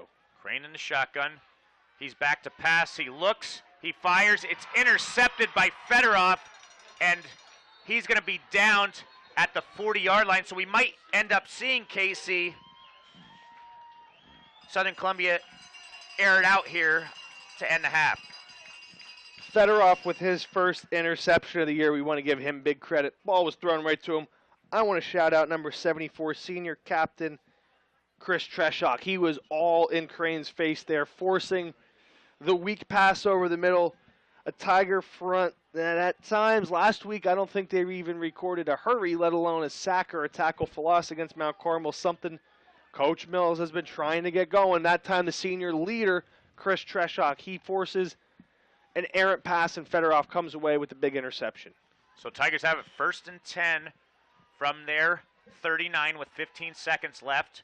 Wise passes it. It's complete for a 1st down to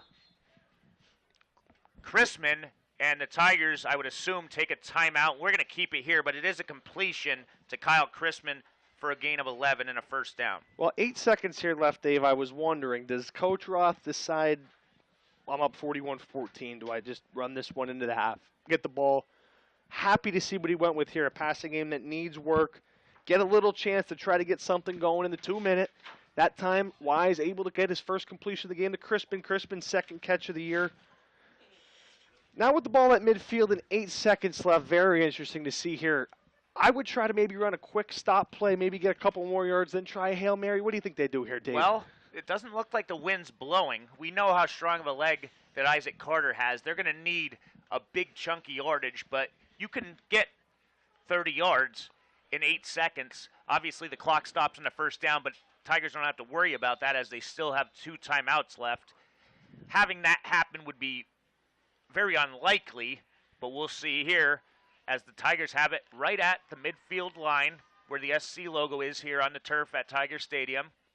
Wise is back to pass. He's going to look. He's going to be hit on the play, and it falls to the turf.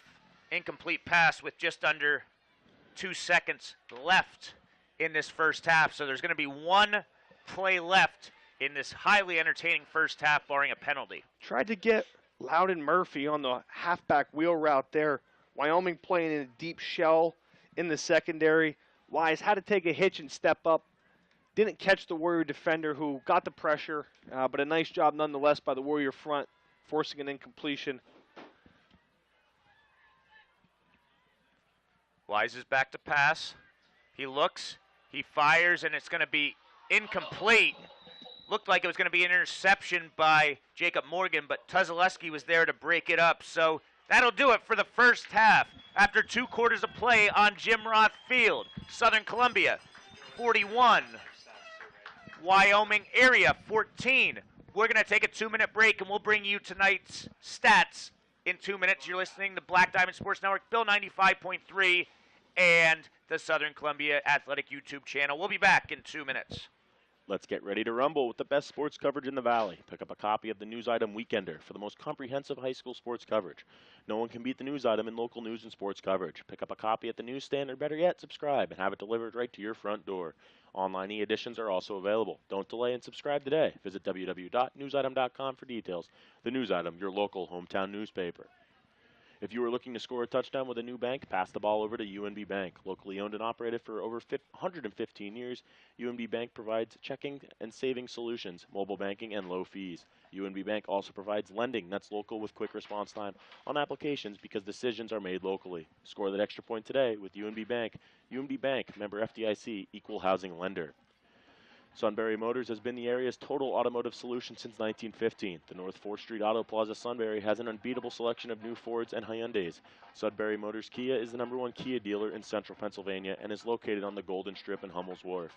For your next vehicle, visit Sunbury Motors at the North 4th Street Auto Plaza Sunbury, Sunbury Motors Kia, routes 11 and 15 Hummel's Wharf, or go online at www.sunburymotors.com. Bloom Heating LLC, located at 854 Center Street, Cole Township, is your #1 source for heating oil, delivery, off-road diesel fuel, boilers, warm air, and ductless AC. Bloom Heating LLC is family-owned and operated and has been providing quality service since 1995. Owner Brett Bloom and his staff will meet all your heating and cooling needs. They even offer 24-hour emergency service. Call them at 570-644-3780. Bloom Heating LLC on Center Street in Tharpstown. Why not take a vacation in your own backyard? Make that become a reality at Rock and Block Hardscapes, offering the best customer service. They can meet any homeowner or contractor needs. They carry everything for outdoor living, including pavers, retaining wall, fire pits, mulch stone, and much more. New owners have also added sheds direct to their stock. Delivery is available for all products. Rock and Block Hardscapes, located on Route 901, Cole Township, is open 7 days a week. Give them a call at 570-644-1548 or visit their Facebook page at Rock and Block Hardscapes. That's Rock, the letter N, Block Hardscapes.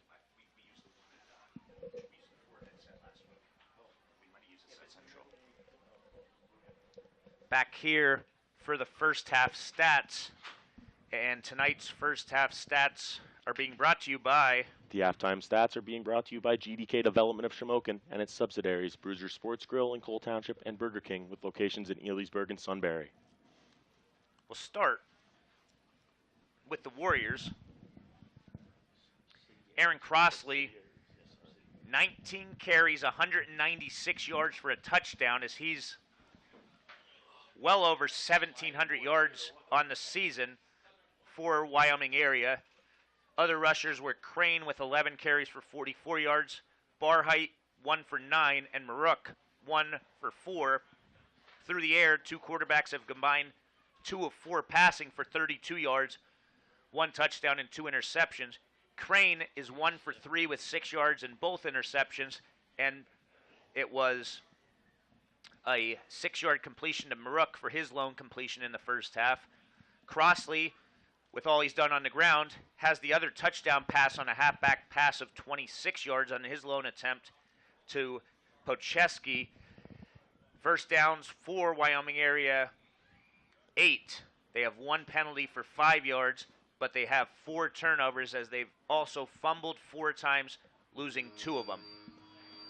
GDK Development of Shamokin is a proud supporter of all local and youth sports. The Welsh family has been in business for decades, and thanks you for supporting them and their local businesses, including Bruiser Sports Grill in Cole Township and the Elysburg and Sunbury Burger King restaurants.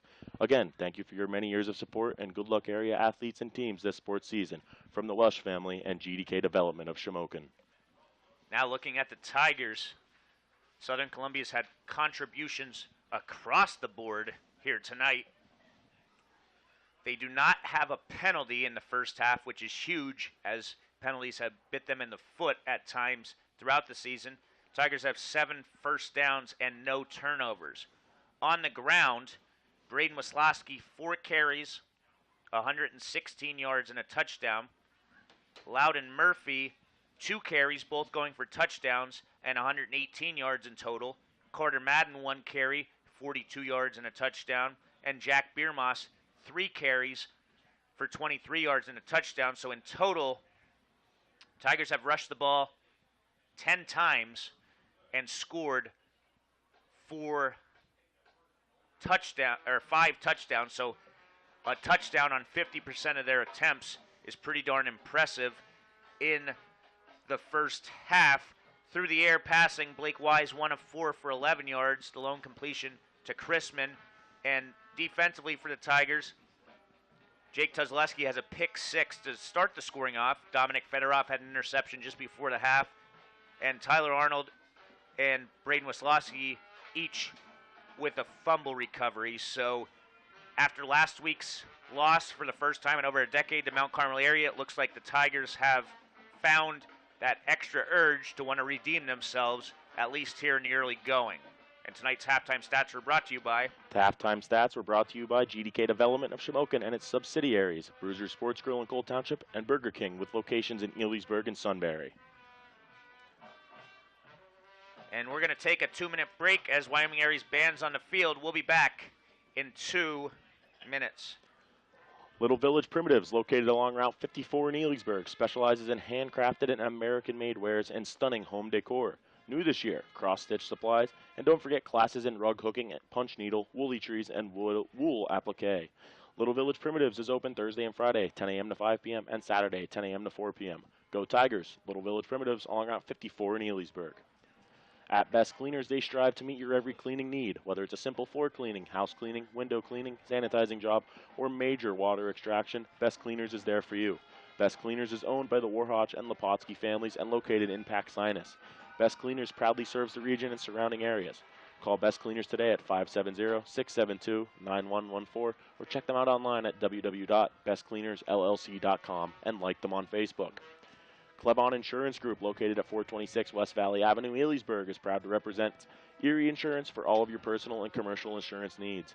With a team of 6 licensed insurance professionals, an experienced and friendly customer support staff, and over 75 years of combined insurance expertise, Klebon Insurance Group is here to offer the very best policies for the most competitive prices, all of which are backed by award-winning service. Klebon Insurance Group can be reached at 570-648-5055 or visit on the web at www.kleboninsurance.com. Shimock's Furniture, located on Route 61 in Coltmont, has been selling happiness since 1915. Shimock's Furniture provides quality brands, good prices, and great service. Everyone loves a winner, and Shimock's Furniture loves making their customers winners every day. There are always great savings throughout the store with 1-year, no-interest financing available. Delivery, setup, and removal of your old item is always included. Shimock's Furniture on Route 61 in Coltmont and Shimocks.com, celebrating over 100 years of selling happiness. Back here, Jackson, and just I'll say this, Phil, we have Bob Moyer and Brian Christiana, 2 Black Diamond people that are asking for score updates, so maybe add them in on the other group. Christiana and Bob Moyer, or even if Jackson can get them in. I don't think he can add them, but Jackson, your thoughts on that highly entertaining first half that saw just about everything possible in a football game, from big plays to bizarre plays to turnovers to mistakes and everything in between here at Tiger Stadium. No, yeah, Dave, it seems like Southern Columbia is very upset about those 3 losses that they suffered to Loyal Sock, Danville, and Mount Carmel, and they're now taking it off on Wyoming Area, who weren't a bad team coming in, but Southern is really exploiting them. The turnovers are obviously a big story for Wyoming Area. 2 fumbles, 2 interceptions. Tough to stay in a game when you're doing that, paired with the big explosiveness from the Southern offense. And that play by Braden Wisłowski and Loudon Murphy definitely will go down in the record books, that's for sure. It's hard to pick a game-changing moment here.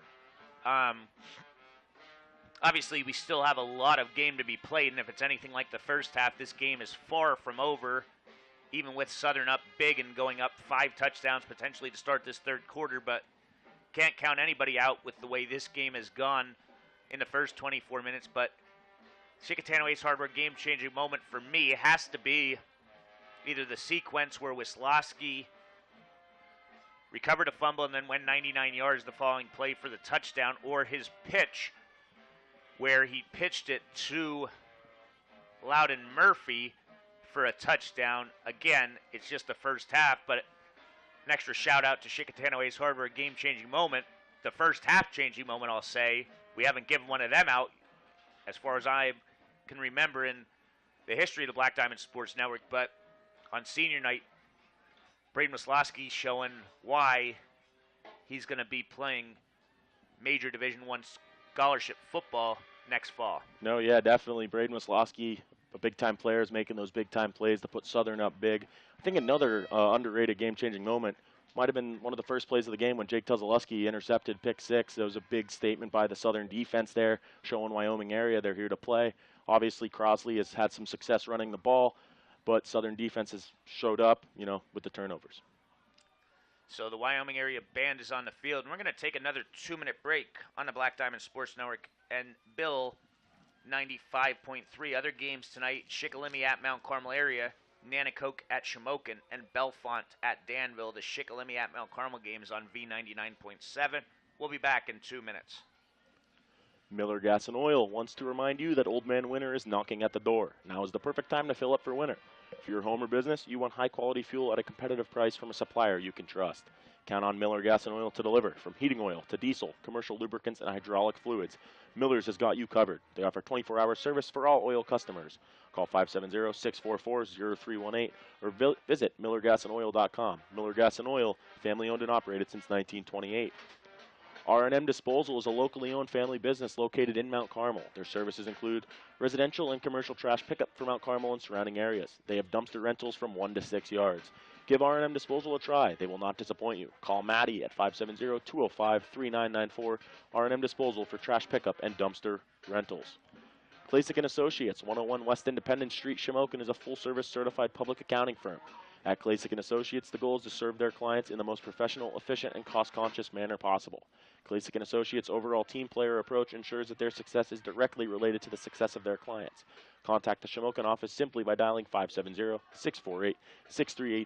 Klasick & Associates takes great pride in being big enough to serve, but small enough to care.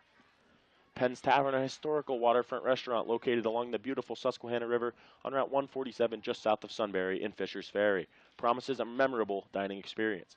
For reservations, phone 570-286-2007. Penn's Tavern, a historic waterfront restaurant, 113 River Road, Route 147, Fisher's Ferry, south of Sunbury.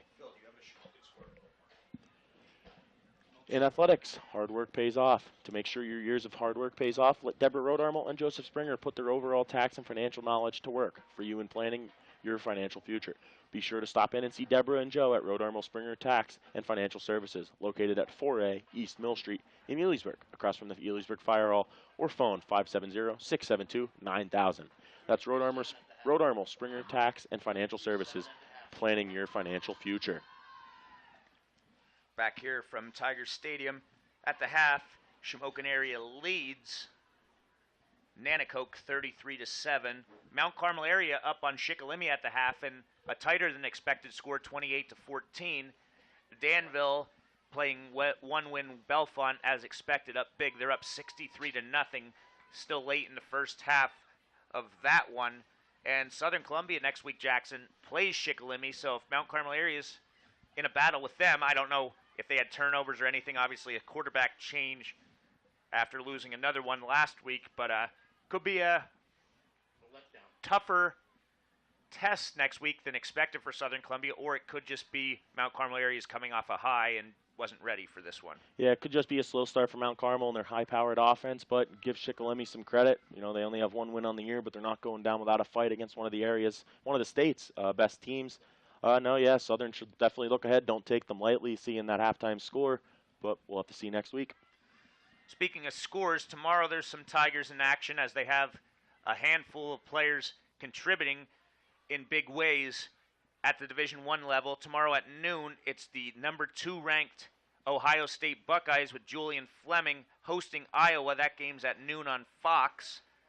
Lehigh's leading rusher Gage Garcia hosts Bucknell on ESPN Plus at noon tomorrow. His younger brother Gavin, who was part of the dramatic comeback and was the state player of the year last year, His Kent State Golden Flashes host Akron at noon tomorrow, also on ESPN+. Max Tillett, playing for New Hampshire, they host Elon in what should be a good game as both teams are 5-2. That's at 1 o'clock tomorrow. And Preston Zachman's Wisconsin Badgers host Purdue in a Big Ten matchup at 3:30 tomorrow on ESPN. Cal Holiday's Michigan State Spartans, who beat Wisconsin in double overtime last week, are off this week. And Ohio State had a bye this past Saturday. Penn State has a bye this week after getting ran over by. They play Minnesota. I'm sorry, they play Minnesota this week. Whiteout game, I believe. Michigan, I think, has a bye this week. Who handled Penn State last week, and then you have the Michigan-Ohio State game and Ohio State-Penn State game coming up in a couple of weeks. Next week on Saturday night, it's at Happy Valley as Ohio State will travel to Penn State for Julian Fleming's first action in his home state. Southern Columbia graduate who set all the receiving records, top recruit in the country, opted to go to Ohio State, and it's certainly looking like it was the greatest choice of his life. Obviously, hasn't had as much action because he's playing behind three guys last year, two of which were from Ohio State, and an Alabama receiver, Jamison Williams, who transferred to Alabama after he couldn't start at Ohio State, with the two receivers, Garrett Wilson and Chris Olave. They were all first-round draft picks.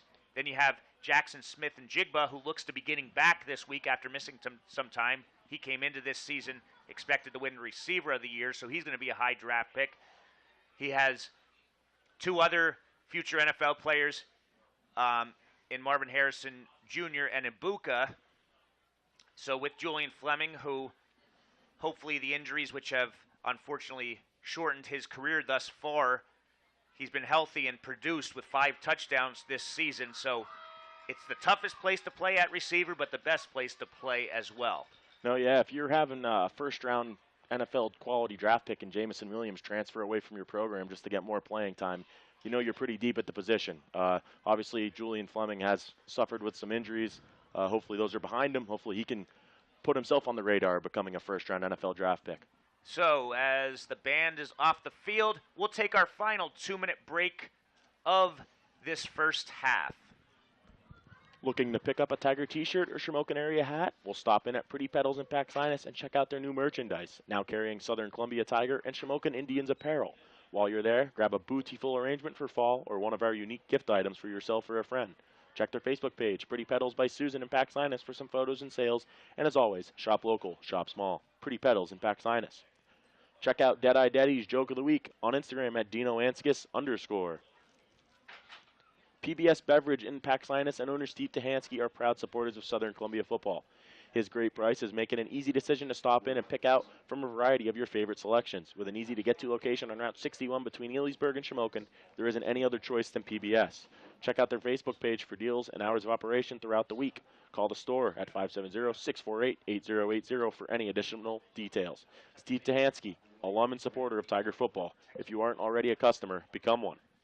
Need a dependable contractor for your next project? With over 90 years of combined experience, look no further than H&P Construction, 456 Oak Street in Coltmont. H&P Construction is an experienced general contractor dedicated to their clients' needs, offering residential and commercial services. Professionalism, quality construction, and attention to detail have earned them a reputation in our area. For a free estimate on your next project, call 570-373-1605 or contact them online at hpconstruction.net. Let's work together, H&P Construction in Coltmont. Where can you get good neighbor service and surprisingly great insurance rates? At State Farm, because State Farm agent Darla Fozzie is your one-stop shop in Cole Township for the service you deserve at the price you want. So stop looking around. State Farm agent Darla Fozzie is ready to help. Call 570-648-0809 for your surprisingly great rates today. Like a good neighbor, State Farm is there. Individual premiums will vary by customer. All applicants subject to State Farm underwriting requirement. Thank you, Jackson. As Casey joins us back here in the booth. Casey, everything we saw there in the first half And Southern Columbia, not that they need to, but if they are to score, which we haven't seen the Warriors able to stop them, on this first possession of the third quarter, the Tigers could score, and a 2-point conversion would put this game into the mercy rule.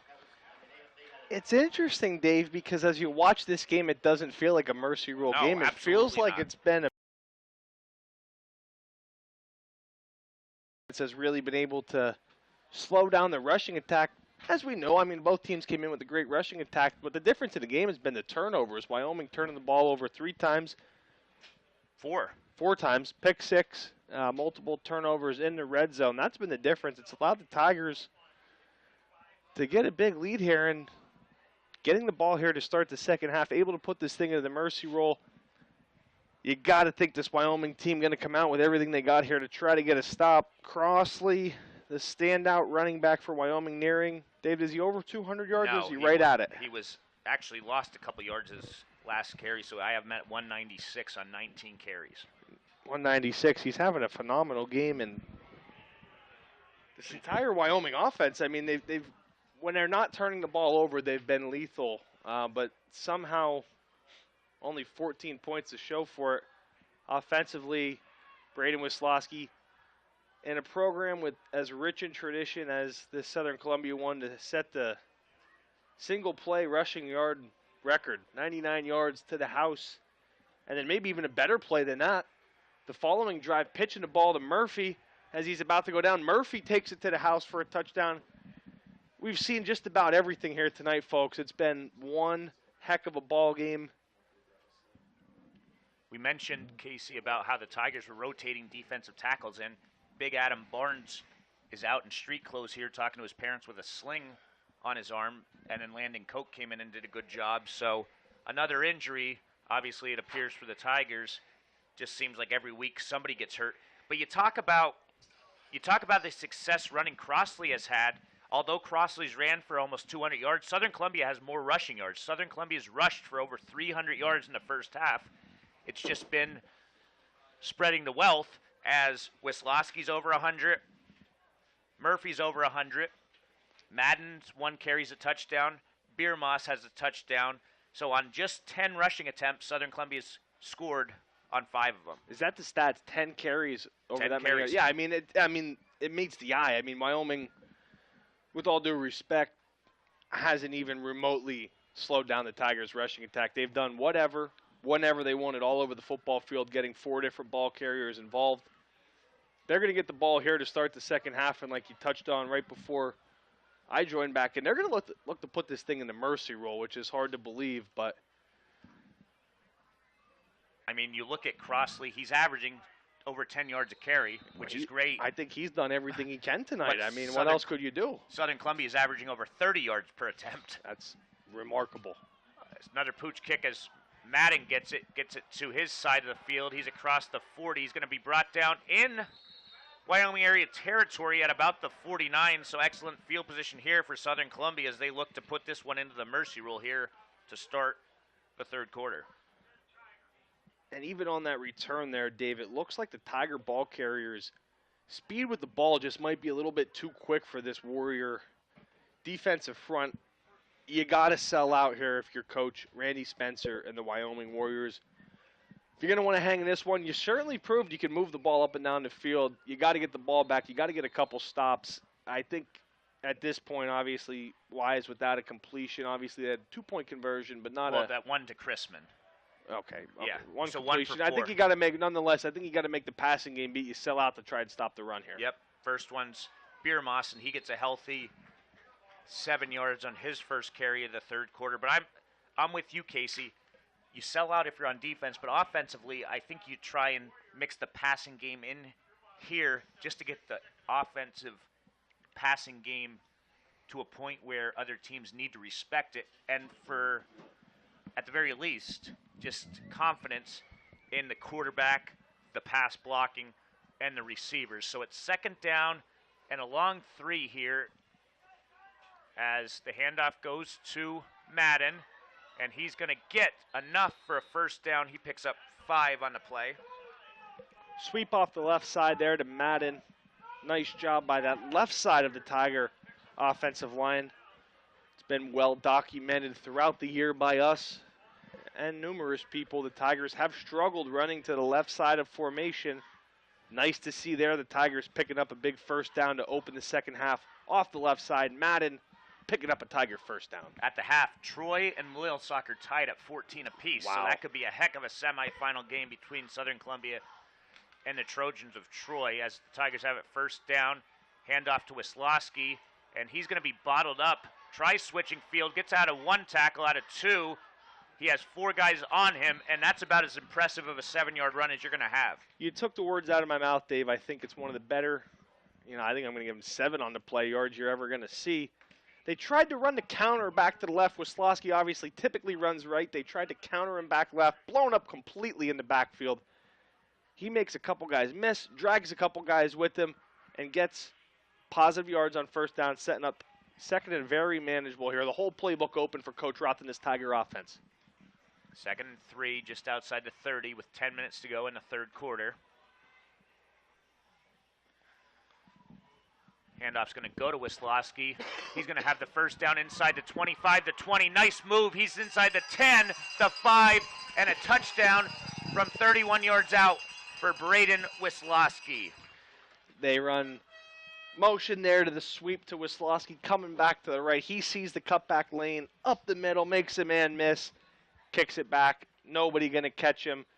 Tiger touchdown on the play. Braden Wisłowski having himself one heck of a night on his last regular season game on this ball field. And typically, if you're a Southern Columbia senior, okay, last regular season game here at home. I still got 3 more coming. Likely only 1 more game for the Tigers senior here at home. They're taking full advantage of every opportunity they have here as Carter's kick is up and good. Tigers going to take a 48-14 lead, 9:45 to go in the third. We'll be right back on Bill 95.3. You're listening to Black Diamond Sports Network.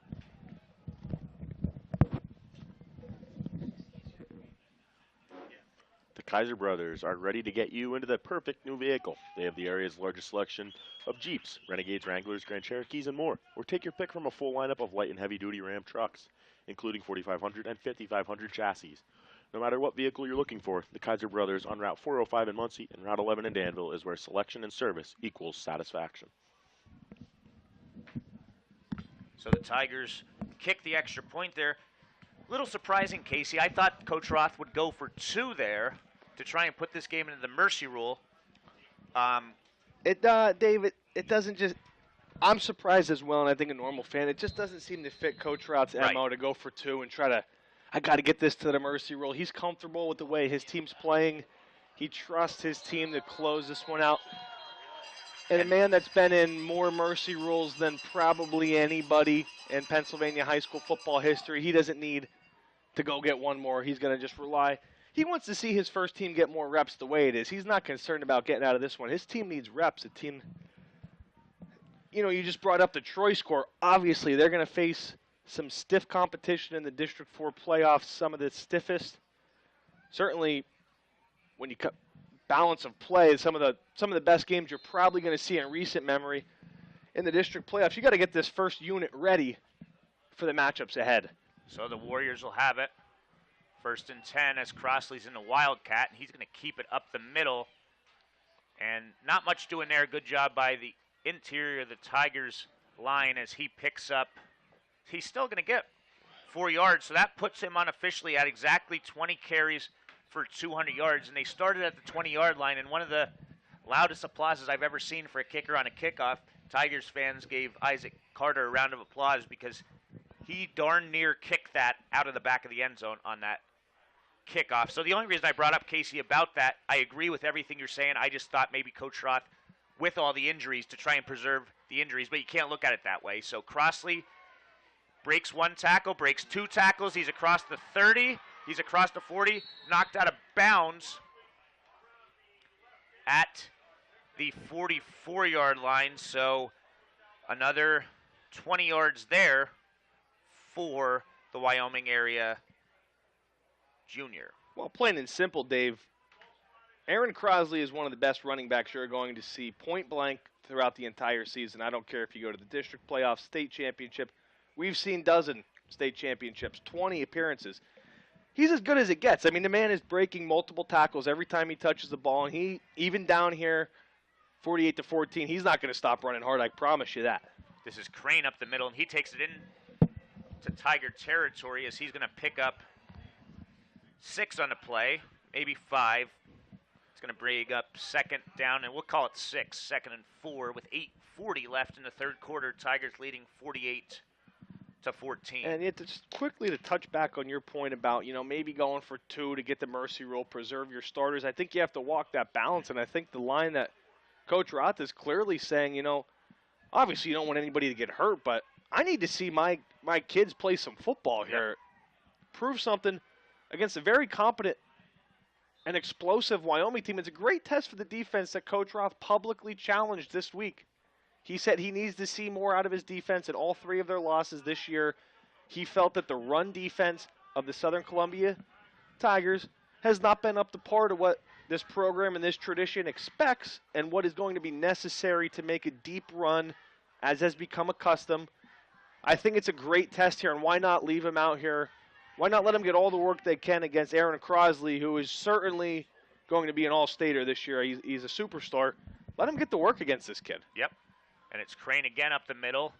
And again, he gets a good push from the interior of his offensive line as Crane picks up 6 more. But Casey, Wyoming area, I know it's tough when you're so almost 100% run-oriented, but they're using a lot of clock, and they need 5 touchdowns just to tie this game in a game that they've shown they can't stop the Tigers' offense. And it's going to be Crane.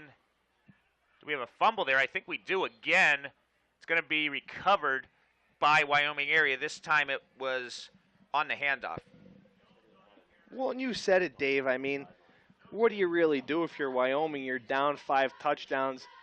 You haven't had much success passing the football all year, and when you've done it today, you've given up a pick 6 on the first drive, another interception and a half. You haven't shown any ability to throw the ball. I think maybe mainly you're looking, okay, let's just get a drive together. Let's keep things going. Let's try to get 1 on the board, then maybe get things going from there. I'd be surprised to see them veer far from the running game that, aside from fumbles, has worked tonight so far, especially this sneak game that they keep going back and forth there. Not to cut you off, Dave, but another first down on a QB sneak. How many times tonight, maybe more QB sneaks for 5+ yards than I've ever seen? Yeah, you're right about that. Just right up the gut. And Jackson just mentioned to me, Ryan Kerstetter's in an outside linebacker as the training staff's looking at Carter Madden on the sidelines. And I also see Jake Tuzaleski is in street clothes as well here on the sidelines. He's got a jacket on, no shoulder pads. So, again, the injuries, we don't know anything about the severity of these ones as Crossley breaks more tackles. Wow. And he's going to get, he's like a pinball as he picks up about 10 yards there on his 23rd carry. You look at the 235 yards, and other than that one up the gut, Casey, of 80 yards untouched, he's probably broken more than 23 tackles on his 23. Oh, my God, Dave, he just broke 5 on that play. I mean, he's literally just throwing Southern Columbia defenders off of him. Moving forward quickly back to the injury front, Madden and Tuzaleski. Tigers really cannot afford many more injuries at a very thin roster the way it is. Really hope to see these young football players. Hopefully it's nothing serious and they're able to get back out there. Something we will monitor, though, certainly here. And it looks like they're looking at Wisłowski a little bit on the sideline as well. I think he's definitely fine. But, yeah, can't make excuses. And Southern Columbia's Jim Roth hasn't even brought up the injuries over the last couple of weeks. Oh, he's not going to bring them up, Dave, certainly. But at the end of the day, at a roster that is at its smallest and thinnest probably in 30 years, when you lose 2 of your 3 best players, projected all-state players, it's obviously going to make an impact, but you do have to move forward from it. And there's still football to play, and it's not a team that they're not going to lay down. They're not going to just say, we don't have any aspirations of winning another state championship. When you put on the Tiger helmet and the black and gold, that's really all you're playing for is a state championship. I know these kids, through what has been a difficult season, we'll call it, they're still working and grinding towards that. Getting a good look tonight from Crossley. They're going to, that time it was Maruk up the middle, only his second carry of the game. Stopped by the defensive tackle pair of the Tigers, seniors Nevin Deal and Chris Treshok for a yard. Brings up 2nd and 9 at the 23-yard line of Southern. And the Tigers look like they jumped off sides, and that'll be just the first penalty for Southern Columbia, so that's another positive Southern Columbia can take out of this one. No penalties until the hard count there bit the Tigers. And for you listening and watching the Phillies, obviously if you're a Phillies fan, they're up 1-0 after 3 innings. In case you're going to Game 5 on Sunday. I'll be at Game 5, Dave, me, PK, Chris Medden-Wortman, technical advisor here for Southern Columbia and the Black Diamond Sports Network, and myself will be down there for an epic Game 5. Dancing on our own, as some would say, in the Phillies network. Closely monitoring that. And you're hoping that it's Game 5 to win the pennant and go to the World Series to face either my Yankees or what it looks to be the Houston Astros. Last Phillies playoff game I was at, Dave, 2009 versus your Yankees, me and my dad. Went to the game, I got to say, one of the top moments of my entire life. Truly, playoff baseball, nothing quite like it. I'll remember that day with my dad for the rest of my life. I am hoping that we could get back there. I say, as a Phillies fan, really looking forward to that experience, hopefully moving forward. Now, if my memory serves correctly, who won that World Series? Well, Dave, that game, particularly the Yankees won. The Yankees won that World Series. That was the game, if you remember, that we had the home run review. Hideki Matsui really did a number on my fight in Phillies, but we've moved past that. And the Phillies did win the World Series the year before over Tampa, as this time Wyoming Area gives up 5 yards on a false start, bringing up a 3rd down and 8 with 2:50 left. And it looks like Wyoming Area is going to take a timeout, and so will we. We'll be back on Bill 95.3 in 1 minute. Southern Columbia leading this one 48-14. In the market for a new dentist, look no further than Hirsch Family Dentistry in Mount Carmel. Doctors Allison and David and their professional staff provide comprehensive dental care for patients of all ages. Your dental health and hygiene are very important, and regular dental checkups will keep your smile bright. Most insurance plans are accepted. Hirsch Family Dentistry, 138 South Market Street, Mount Carmel. Give them a call at 570-339-3423 or check them out on Facebook. Hirsch Family Dentistry in Mount Carmel. At Weaver's Tire Service, Inc., their #1 priority is customer satisfaction. Family owned and operated since 2010, they have served the Susquehanna Valley and surrounding communities with great service, high-quality products, and professional installations. Weaver's, conveniently located at 411 Point Township Drive in Northumberland, is open Monday through Saturday. Shop for passenger and commercial tires, including farm, industrial, and OTR online at weaverstires.com. Given the vast selection of tire brands, you're sure to find the replacement set that fits your needs. Call 570-473-3380. Weaver's Tire Service, Incorporated in Northumberland. 3rd and 8 coming up out of the timeout for the Warriors as they're down by 4 scores. Looking to cut into the Tiger lead here as Crane's under center. He's going to go back to pass. He's going to look. He's going to fire, and it's going to be caught for a touchdown. This is the 2nd touchdown reception for Pocheski from 2 different quarterbacks. Dave, I had Garrett Pacheski coming into tonight's game with 3 catches on the year tonight here at Tiger Stadium. He's got 2 touchdowns. That time a nice, again, like we saw in the first play action fake. They get him on a post route over the middle. He beats the Tiger defender over the middle, and Wyoming, they're able to get some points on the board. Time ticking away here in the 3rd, but I think that's the drive you wanted to see if you're Wyoming. Like you said, time against their side, but more than anything, they needed to see a positive drive go after a few turnovers, get some points on the board, and move forward from here, as the extra point is going to be up and good. Going to make this thing Southern Columbia 48, Wyoming 21. We'll be back in 30 seconds on Bill 95.3. Do you need to know where your property lines are? Trying to sell part of your land and need to subdivide? Maybe your business is growing and needs to make an addition or add parking. The Crossroads Group can perform boundary surveys, flood elevation surveys, construction stakeouts, subdivisions, commercial land developments, and stormwater runoff investigations. Founded in 2006 by Southern graduates Josh and Jeremy Hoagland, they are a local firm with licensed professionals working throughout the Commonwealth. Please stop by their website to see what else they can help you with at www.thecrossroadsgroupllc.com or call 570-672-2317 and ask for Josh. Back here at Tiger Stadium, 10th touchdown combined. Southern Columbia has scored 7 of them.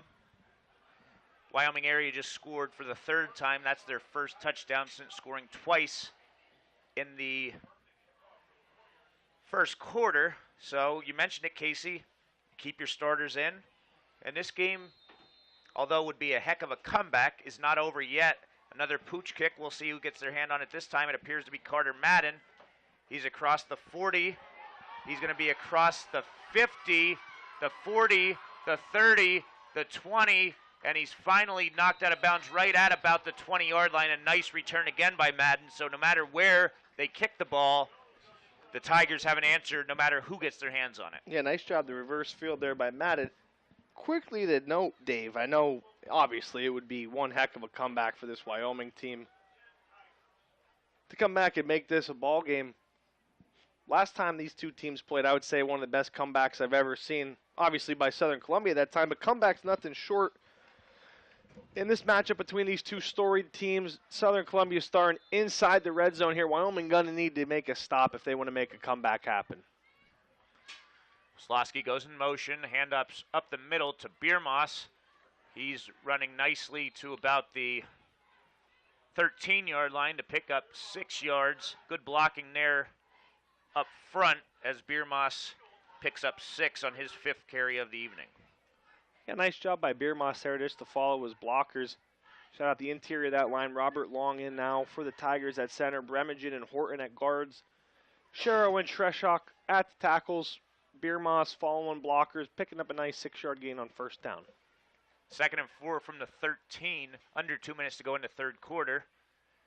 Handoff to Murphy. Nothing doing on the inside as he cuts to the outside, and he's going to be in for a touchdown. A really nice play there by Murphy, but we have a flag, so we'll see.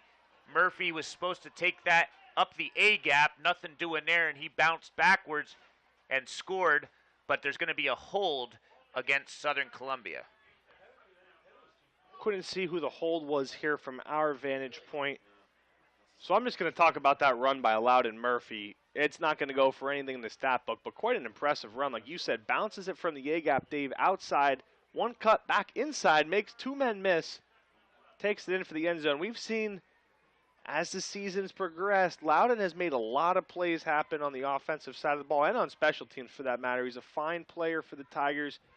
And we've been talking about it all year for Southern Columbia fans. You're going to need somebody else other than Wisłowski to step up in big games. That play's not going to count for anything for Murphy, but it was a spectacular run nonetheless. 3rd time he touched the ball and 3rd time he reached the end zone. The first 2 counted. This time it's Murphy again. He's going to get to the outside. He's breaking 1 tackle. Gets 8 on the play for Murphy. And you talk about Loud Murphy, Casey. The same can be said with Carter Madden. Different style. Carter Madden's more of the physical runner.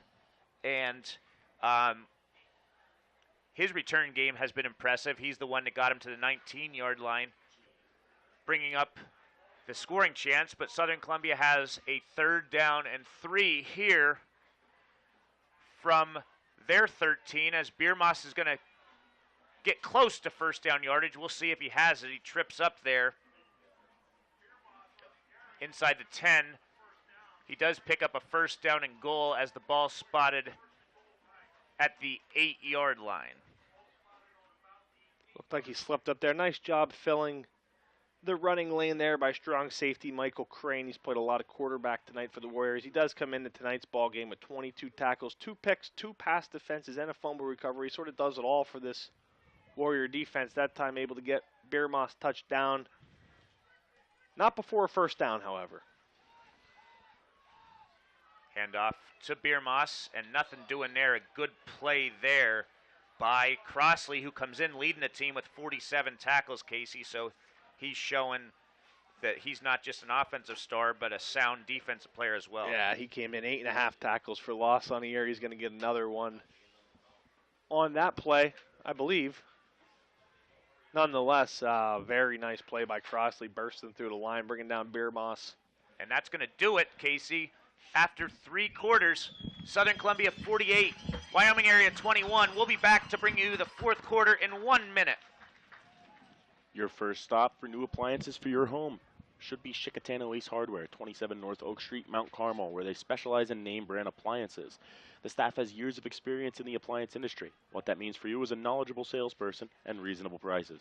Call 570-339-1453 or stop by and talk appliances with the experienced and knowledgeable staff at Chickatano Ace Hardware, 27 North Oak Street, Mount Carmel, where they service what they sell. The Black Diamond Sports Network would like to thank the Bernie Romanowski chapter of the Pennsylvania Sports Hall of Fame for their support of our broadcast schedule. The Bernie Romanowski Chapter Hall of Fame annually recognizes the accomplishments of athletes from Line Mountain, Our Lady of Lourdes, Shamokin Area, and Southern Columbia. For more information on the Hall of Fame, contact Bernie Romanowski, Jr.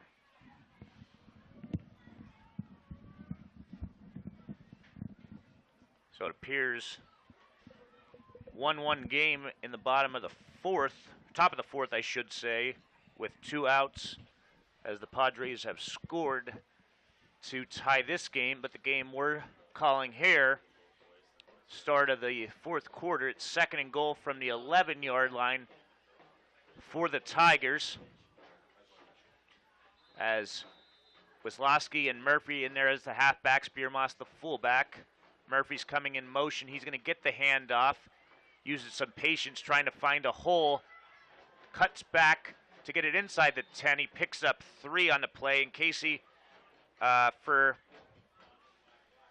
Madden and Murphy, they came in with under 200 yards rushing apiece, but now tonight they've combined for 12 touchdowns on the season. So although not as many yards, they've each found the end zone a decent amount this year. We have a 3rd and goal from the 8. Wise back to pass. He looks, he fires, and it's going to be caught for a touchdown. Let's see who catches it. Looked like Kyle Crispin. Kyle Crispin catches it for his first career touchdown reception. Nice patience shown in the pocket there by Wise. His offensive line gave him ample amount of time. Crispin runs the slant route. Wise lets it develop over the goal line defense of the Warriors. Crispin finds himself open in the end zone. Wise, you love to see that for the junior quarterback coming off a 5-interception performance against Mount Carmel, getting one for a touchdown here, building confidence moving forward, ever important for this Tiger unit. Big touchdown there. Wise to Crispin for 6. Kick is up, and the kick is going to be good. So with 11:15 left in the game, Southern Columbia 55, Wyoming Area 21. We'll be back in 30 seconds. The Academy Sports Center is a proud supporter of all area teams. The Academy Sports Center is your area headquarters for customized apparel for all team sports. They also feature a complete selection of t-shirts, sweats, hats, hoodies, and other school logo items. If you need trophies or plaques, they can make them on site to suit your needs. Stop in and see the friendly, personable owners and staff at Academy Sports Center, located at 18 South Oak Street, Mount Carmel, or give them a call at 570-339-3399.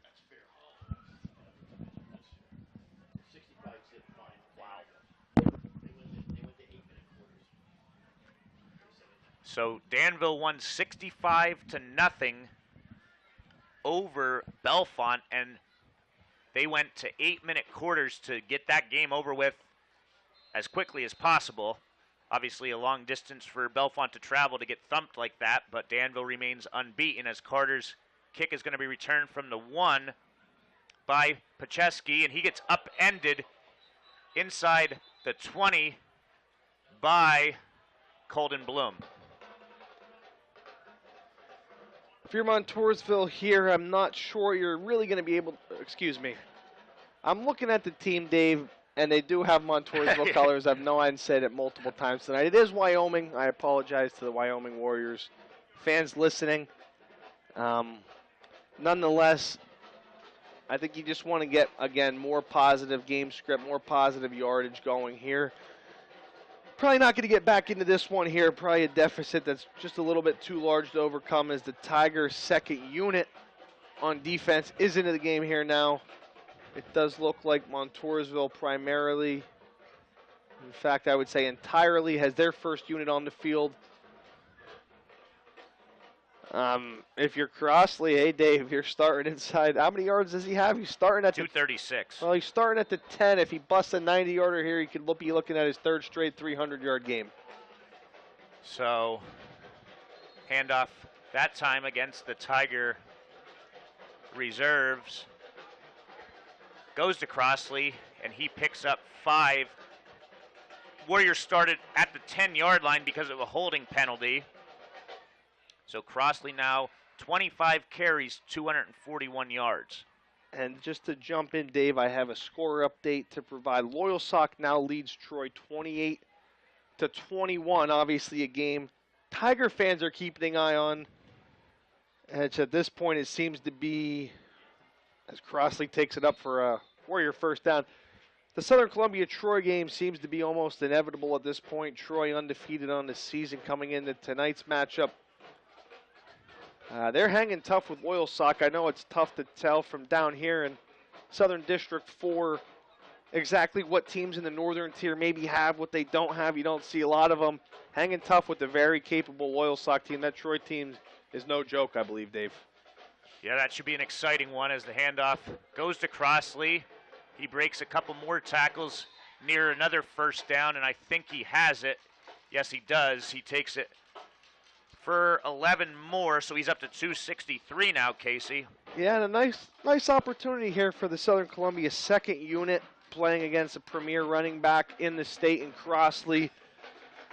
You know, these youngsters, they're going to be counted on at times in the coming years for sure to play the defensive side of the ball. You get your chance at one of the best backs in the state. You got to love that opportunity to try to get a stop here late in this one. 1st and 10 from the 39. Crossley again. He breaks through the initial surge and picks up 8 more. So regardless if this is against the backups or not, he did have 236 yards against the first unit. Oh, absolutely. You can't take anything away from him. He's broken about a tackle on every play almost. Obviously had the 80-yarder untouched on the second possession of the game, but he's running people over. Again, it's just been turnovers for this Wyoming unit. They've had a lot of success moving the ball up and down the field almost all game on the Southern Columbia defense. So Crossley picks up a first down. He gets 7 more, taking it into Tiger territory. But yeah, I mean, Dave, it's just the turnovers, the 2 bobbled snaps, and then obviously the pick 6 of the interception at the end of the first half. It's just it's been too much for the Wyoming Warriors to overcome. When you can't get a stop on defense, obviously any number of turnovers are going to come back to bite you. See if they do what they've been doing. It's going to be exactly that. Crossley up the middle, and he fumbles the football, and it's almost recovered by the Tigers as Braden Andrews tried recovering it, and he went the distance, but it looked like one of his own teammates knocked it out of his hands. Oh, Andrews had 6 in his sights there, Dave. He thought he was scooping and scoring for another touchdown, but the Warriors are going to regain possession. Nice job by that Wyoming offensive line to jump back on this one. And so we have second down here, and just under 8 minutes ago, Dave, I'm going to let you start thinking about what possibly might be your Chickatano Ace Hardware game-changing moment of the game. Crane's going to keep it up the gut, and he's going to be about a yard short on the play. 6 fumbles, 2 lost for Wyoming Area. Me and Jackson were talking about this for the first half, and I think it stays the same. My thought was 1 of 2 plays between, or either the pitch for the touchdown from Wisłowski to Murphy, or the sequence when Wisłowski caused a fumble, and then the next play went 99 yards for a touchdown. We'll get your thought on the Chickatano Ace Hardware game-changing moment after this 3rd down and short. Crane keeps it. He has more than enough as his offensive line's pushing him forward. He ends up getting about 7 on the play. Again, tonight's game-changing moment is brought to you by Chickatano's Ace Hardware, 27 North Oak Street, Mount Carmel. Dave, for Mayan, I'm going to go with the combination of 2 plays. The fumble at the goal line for Wyoming, and then the following play, Braden Wisłowski, a school record 99-yard touchdown run. At that point, it seemed to me like it was pretty back and forth. Who could stop who? Tigers get a goal line turnover for us. Wisłowski, the state champ, 100-meter dash, two-time football state champion. He takes it to the house. That is my Chickatano Ace Hardware game-changing play. 1st and 10 from the 28.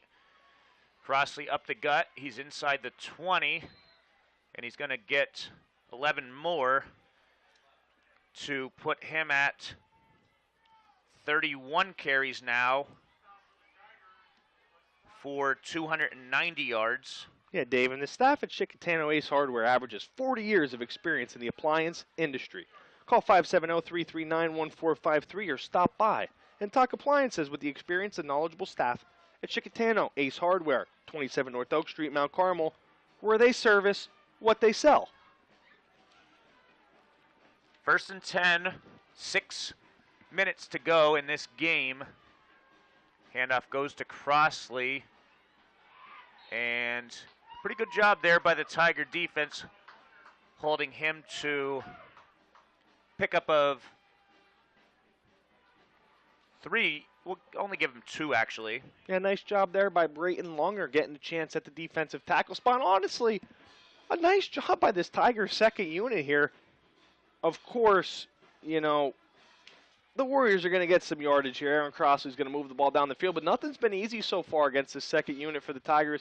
I think it's been an admirable job done on this drive. Definitely having to work for it, as up the middle goes Crane, and he's going to get close to first down yardage. We're going to be a yard short, so 7 on the play. He's approaching 100 yards himself again after rushing for exactly 100 last week. So you have 32 carries, Casey, by Crossley, 18 by Crane. The math on that, pretty simple. 50 carries between the 2 leading rushers tonight, and it seems like that's something that's been common theme all season long. Full house backfield here as it's 3rd and 1, and it appeared to be another fumble, but Crane gets it. Didn't need much. He didn't get much, but he got enough for the first down. Well, and we knew it coming in tonight's game, Dave. The Warriors came in tonight's game over 2,500 yards on the ground so far this season, over 30 rushing touchdowns, and nearly 350 yards a game. No secret what they were going to do tonight. They've had a lot of success doing it, but again, the turnovers were just too much for them to overcome in tonight's ball game. Handoff goes to Crossley, and he's going to go up the middle for the touchdown, so he's going to finish a little short of 300 yards, but he gets another touchdown for the Warriors on a 5-yard run. So the back-to-back 300-yard rushing game for Crossley is going to likely be broken here. You never know. He might get a couple more carries in this one. Nonetheless, I think that's going to take his yards per game over 200 on the season. Truly a remarkable stat, as we've had the pleasure of seeing a lot of Southern Columbia games over the past years and decades. No prouder tradition of running backs and running back success than this.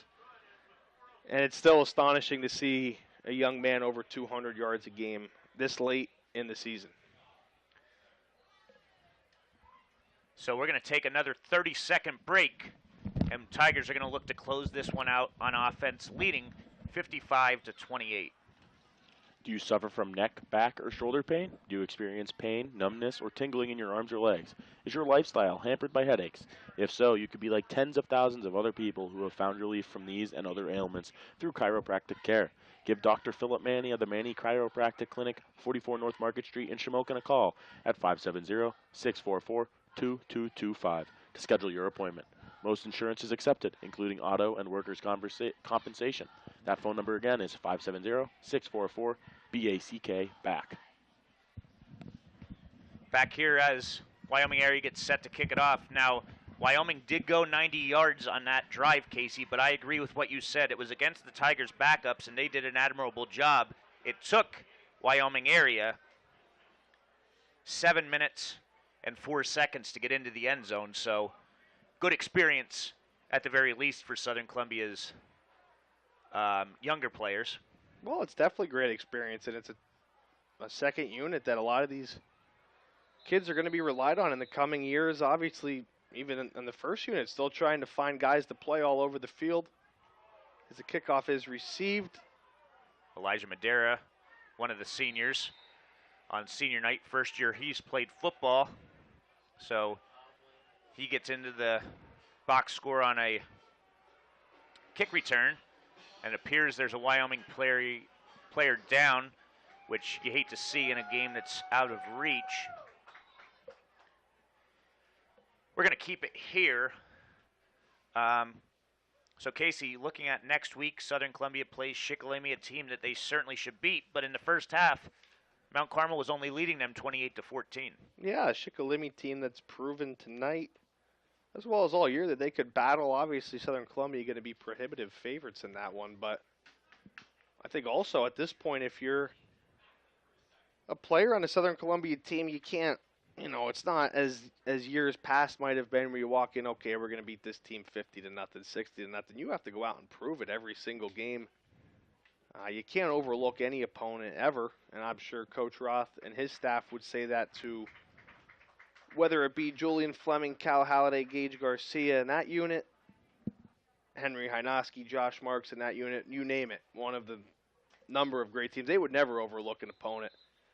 Can't overlook them as they, at this point you're tuning up, trying to get ready for a playoff run. Shikellamy, your last regular season test on the road to get ready. Because after that one, Dave, you lose and it's over. Yep. Can't make any mistakes, that's for sure. As the Tigers backup unit, Tyler Arnold in there. Looks like the running back, or I should say the fullback, C.J. Swank-Dworchik, who missed some time with a knee injury, and that last player to be injured, Casey, Nicky Scalzo, was helped off the field by the trainer at Wyoming Area, Tim Jernak, who's a former Southern Columbia Tiger trainer. He moved back. He had a son and wanted to be closer to home as he was traveling over an hour to work each day, so I got to talk to him. I keep in touch with him throughout the year. But he was with the Tigers during that incredible run with the Flemings, Garcias, and Holidays. It's going to be a keeper this time as Tyler Arnold's in there, and he's going to pick up a first down, 2 stiff arms, as he takes it into Warrior territory. That's an interesting play there, Dave. Tyler Arnold, obviously, he starts for the Tigers at defensive end, proving he could get out and run as a quarterback, something to keep in mind as we go later on in the season here, as Anthony Martino is now going to come in and play quarterback for the Tigers. They might have wanted to just, on senior night, give Arnold the option to run quarterback keeper there, as the sophomore is now in there. And he's going to hand the ball off to Swank-Dworchik again. And he plunges forward for 6 on the play, as not much time left in this one, under 3 minutes. So we talked about Southern Columbia. All their district championships of the 29 in 31 years have been at Tiger Stadium. If they're going to win their 30th in a remarkable 32-year span, it's going to have to be on the road. Barring any upset, it would be at the Silver Bowl, but Southern Columbia is going to travel to Shikellamy next week. They'll host a quarterfinal game, and then, depending on how Troy finishes up the season, it's either going to be at Troy or at Southern Columbia for the semifinals, as a delay of game call is against the Tigers. I'd assume that Troy with 2 losses is still going to hold the edge over Southern Columbia with 3. If they both had 2 losses, Southern Columbia would definitely have more power ranking points, as they play a much tougher schedule in the PHAC than the Northern Tier. Well, yeah, but I mean, like you said, Dave, it's an unprecedented in ways season. It's going to be very interesting to follow this Southern Columbia unit moving forward, going on the road in the district playoffs. 3+ decades of football under Jim Roth's tutelage, never once had to go on the road to win district playoff games. Cannot wait to see if this Tiger unit could come together. Southern Columbia took a knee on 2nd down, and the play clock never started, or the game clock never started, so And for Wyoming, Dave, they're going to move on to play Pittston at Pittston next week as they will enter that one at 5-4. They're going to look to pick up a win there and move on into the District 2 playoffs. A proud football team, and I know we've harped on it a lot tonight, but this score, in my opinion at least, not really indicative of how close of a ball game this could have been if maybe you take care of the ball. It's a Wyoming team that if you can take care of the ball and play to your strengths and running the football behind that offensive line, feeding the superstar Aaron Crosley, letting Crane do his thing. I mean, I think they could personally hang with anybody on that ground game. Obviously, you got to tighten a lot of things up on defense. Not really any resistance shown on the defensive side of the ball, but they're going to be looking to move forward, finish the season at Pittston next week, and move on into the District 2 playoffs. So Southern Columbia takes 2 knees. Interesting. You usually do that to run the clock off. There's still a minute left. Maybe they just want to give Isaac Carter a punt attempt as it's going to be returned by Lidge Kellum. I am interested to see that, Dave. Maybe not interested. I'm a little surprised to see that. Thought maybe Coach Roth would let his JV unit get a couple spins out there on offense.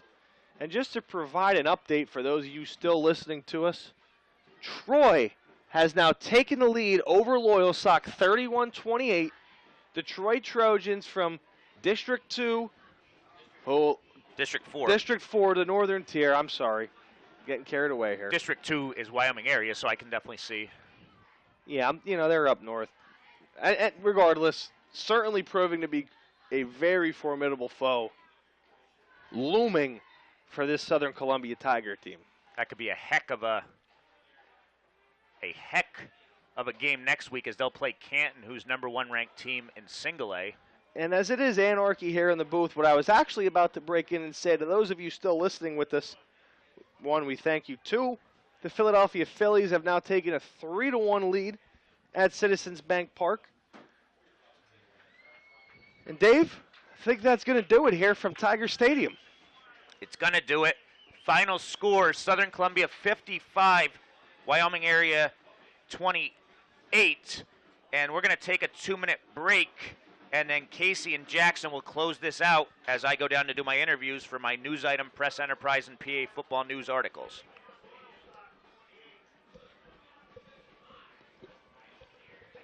Let's get ready to rumble with the best sports coverage in the Valley. Pick up a copy of the News Item Weekender for the most comprehensive high school sports coverage. No one can beat the News Item in local news and sports coverage. Pick up a copy at the newsstand, or better yet, subscribe and have it delivered right to your front door. Online e-editions are also available. Don't delay and subscribe today. Visit www.newsitem.com for details. The News Item, your local hometown newspaper. If you are looking to score a touchdown with a new bank, pass the ball over to UNB Bank. Locally owned and operated for over 115 years, UNB Bank provides checking and savings solutions, mobile banking, and low fees. UNB Bank also provides lending that's local with quick response time on applications because decisions are made locally. Score that extra point today with UNB Bank. UNB Bank, member FDIC, equal housing lender. Saving money on your next vehicle is as easy as SMC, Sunbury Motors Company. Since 1915, SMC provides total commitment for complete customer satisfaction. Sunbury Motors Company sells new Ford and Hyundais from the North 4th Street Auto Plaza, Sunbury, and new Kias from their location on the Golden Strip in Hummel's Wharf. Your next new vehicle should come from Sunbury Motors Company. SMC, selling more cars by satisfying more customers. A tradition of trust since 1915. www.sunburymotors.com. Bloom Heating LLC, located at 854 Center Street. Cole Township is your #1 source for heating oil delivery, off-road, diesel fuels, boilers, warm air, and ductless AC. Bloom Heating LLC is family-owned and operated and has been providing quality service since 1995. Owner Brett Bloom and his staff will meet all your heating and cooling needs. They even offer 24-hour emergency service. Call them at 570-644-3780. Bloom Heating LLC on Center Street in Tharptown. Welcome back here on Bill 95.3 to Tiger Stadium at Jim Roth Field, where the Southern Columbia Tigers will leave this one victorious with a 55-28 win over the Wyoming Area Warriors. Tigers going to move to 6-3 on the season. They'll move forward to their regular season finale at Shikellamy. Next Friday night, Wyoming, they dropped to 5-4 on this one. They'll finish their regular season up at Pittston also next Friday night. And now, Jackson, he is going to bring you tonight's stats in what was certainly a game Full of some big-time and major stats by both sides of the ball. What was a very entertaining game, especially in that first half. Jackson, what do you have for us? The post-game stats are being brought to you by GDK Development of Shamokin and its subsidiaries, Bruiser's Sports Grill in Colt Township and Burger King with locations in Elysburg and Sunbury. So we'll start with the Southern offense on the ground. Or in general, Southern achieved 10 first downs on the ground. Braden Wisłowski, 6 carries for 154 yards and 2 touchdowns. Jack Biermoss, 7 carries for 39 yards and a touchdown. Loudon Murphy, 4 carries for 141 yards and 2 touchdowns. Carter Madden, two carries for 47 yards and 1 touchdown. Swank Dorchek, 2 carries for 9 yards. And Tyler Arnold, 1 carry for 11 yards. Through the air, Blake Wise was 4 for 5 for 19 yards with 1 touchdown pass and no interceptions. And receiving, two catches for Crispin, 19 yards and 1 touchdown. Going over to the Wyoming area side, they achieved 16 first downs. Crosley on the ground, 30 carries for 279 yards and a touchdown. Crane, 19 carries for 84 yards. Barheight, 1 carry for 9 yards. And Bruck, 2 carries for 5 yards. And correction on the Crosley, it was actually 33 carries for 297 yards and 2 touchdowns. My apologies. And then through the air for Wyoming area, Crane, 2 for 4 for 54 yards with no touchdowns, 2 interceptions. Crosley also threw a pass for 26 yards and resulted in a touchdown. And then receiving-wise, Maruk, 1 catch for 6 yards, and Posecchi, 2 catches for 48 yards and 2 touchdowns. So the post-game stats were brought to you by GDK Development of Shamokin and its subsidiaries, Bruiser Sports Grill in Colt Township and Burger King with locations in Elysburg and Sunbury. Thanks, Jackson. Back here. We came into tonight's game pretty sure we were going to see a potent ground attack from both sides, both teams favoring heavily on their run game. And then we started out with the pick 6. Warriors getting into a 3rd and long. They try to throw for a first down on their first possession. Senior Jake Tuzaleski takes it back for a pick 6 on the opening possession of the game here on senior night. Instantly on the next play, matched by Crossley. Then we went back and forth for a while. Jackson, what I thought was a pretty back and forth game, but the turnovers proved to be too much for the Warriors. And that Tiger offense, you just couldn't stop it tonight. No, yeah, it was definitely impressive. When you're turning the ball over that many times, it's always going to be tough to win a football game. And having your defense continuously going out there because of those turnovers, it's going to wear them down. Southern's offense did look very impressive as they ran the ball all over Wyoming, but the turnovers definitely caused the game to get out of hand quickly for Wyoming, because otherwise, Crosley definitely carried the load for them, and it would have been a much closer game if not for the miscues on offense for Wyoming area. Absolutely.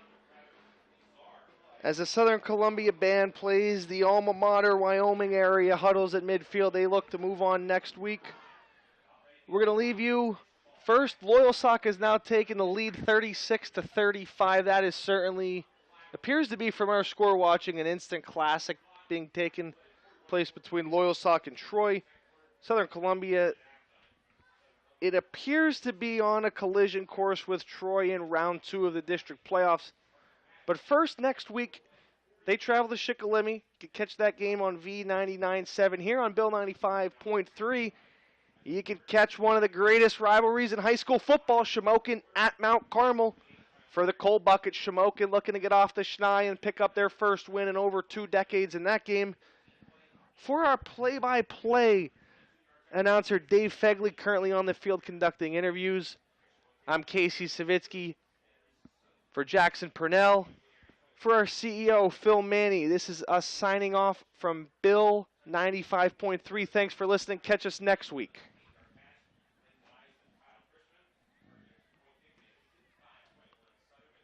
And if you're still listening here on the Black Diamond Sports Network, of course, where you could always get your game on, and on the Southern Columbia YouTube page, I'd like to take this time to thank all of our sponsors that allowed us to bring you this game for you.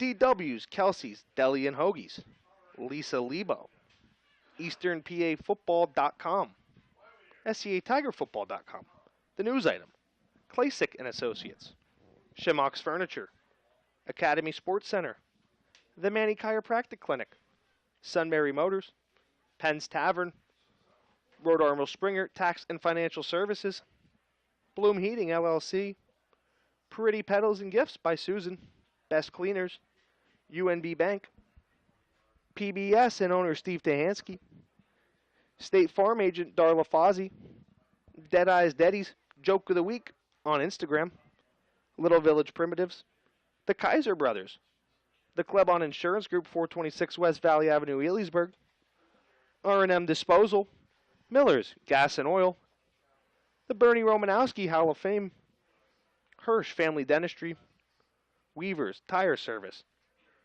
H&P Construction Incorporated, and Rockin' Block, and the Crossroads Group. So Jackson, as we wrap this thing up for our YouTube and Black Diamond Sports listeners, any final thoughts on a big comeback win here for the Tigers? Obviously rebounding off of that big loss to Mount Carmel last week, moving forward into an ever rapidly approaching District 4 playoffs. No, yeah, definitely a great win for Southern, especially coming off that tough loss to Mount Carmel, first time in a while. They came out, they showed they were pretty upset about it. They put it to Wyoming Area, ended up scoring 55. Great job by both offense and the defense for forcing the turnovers from Wyoming Area, and they now look ahead to Shikellamy for next week. They only have one win, but they did give Mount Carmel a fight in the first half. Don't count them out. Southern looks to finish off the regular season, and like you said, on a collision course to face the Troy Trojans, who are looking like a pretty legit team themselves. Absolutely. For Phil Manny, Jackson Purnell, Dave Fagley, I'm Casey Savitsky. Thank you all for listening to us here live at Tiger Stadium on the Black Diamond Sports Network, where you can always get your game on.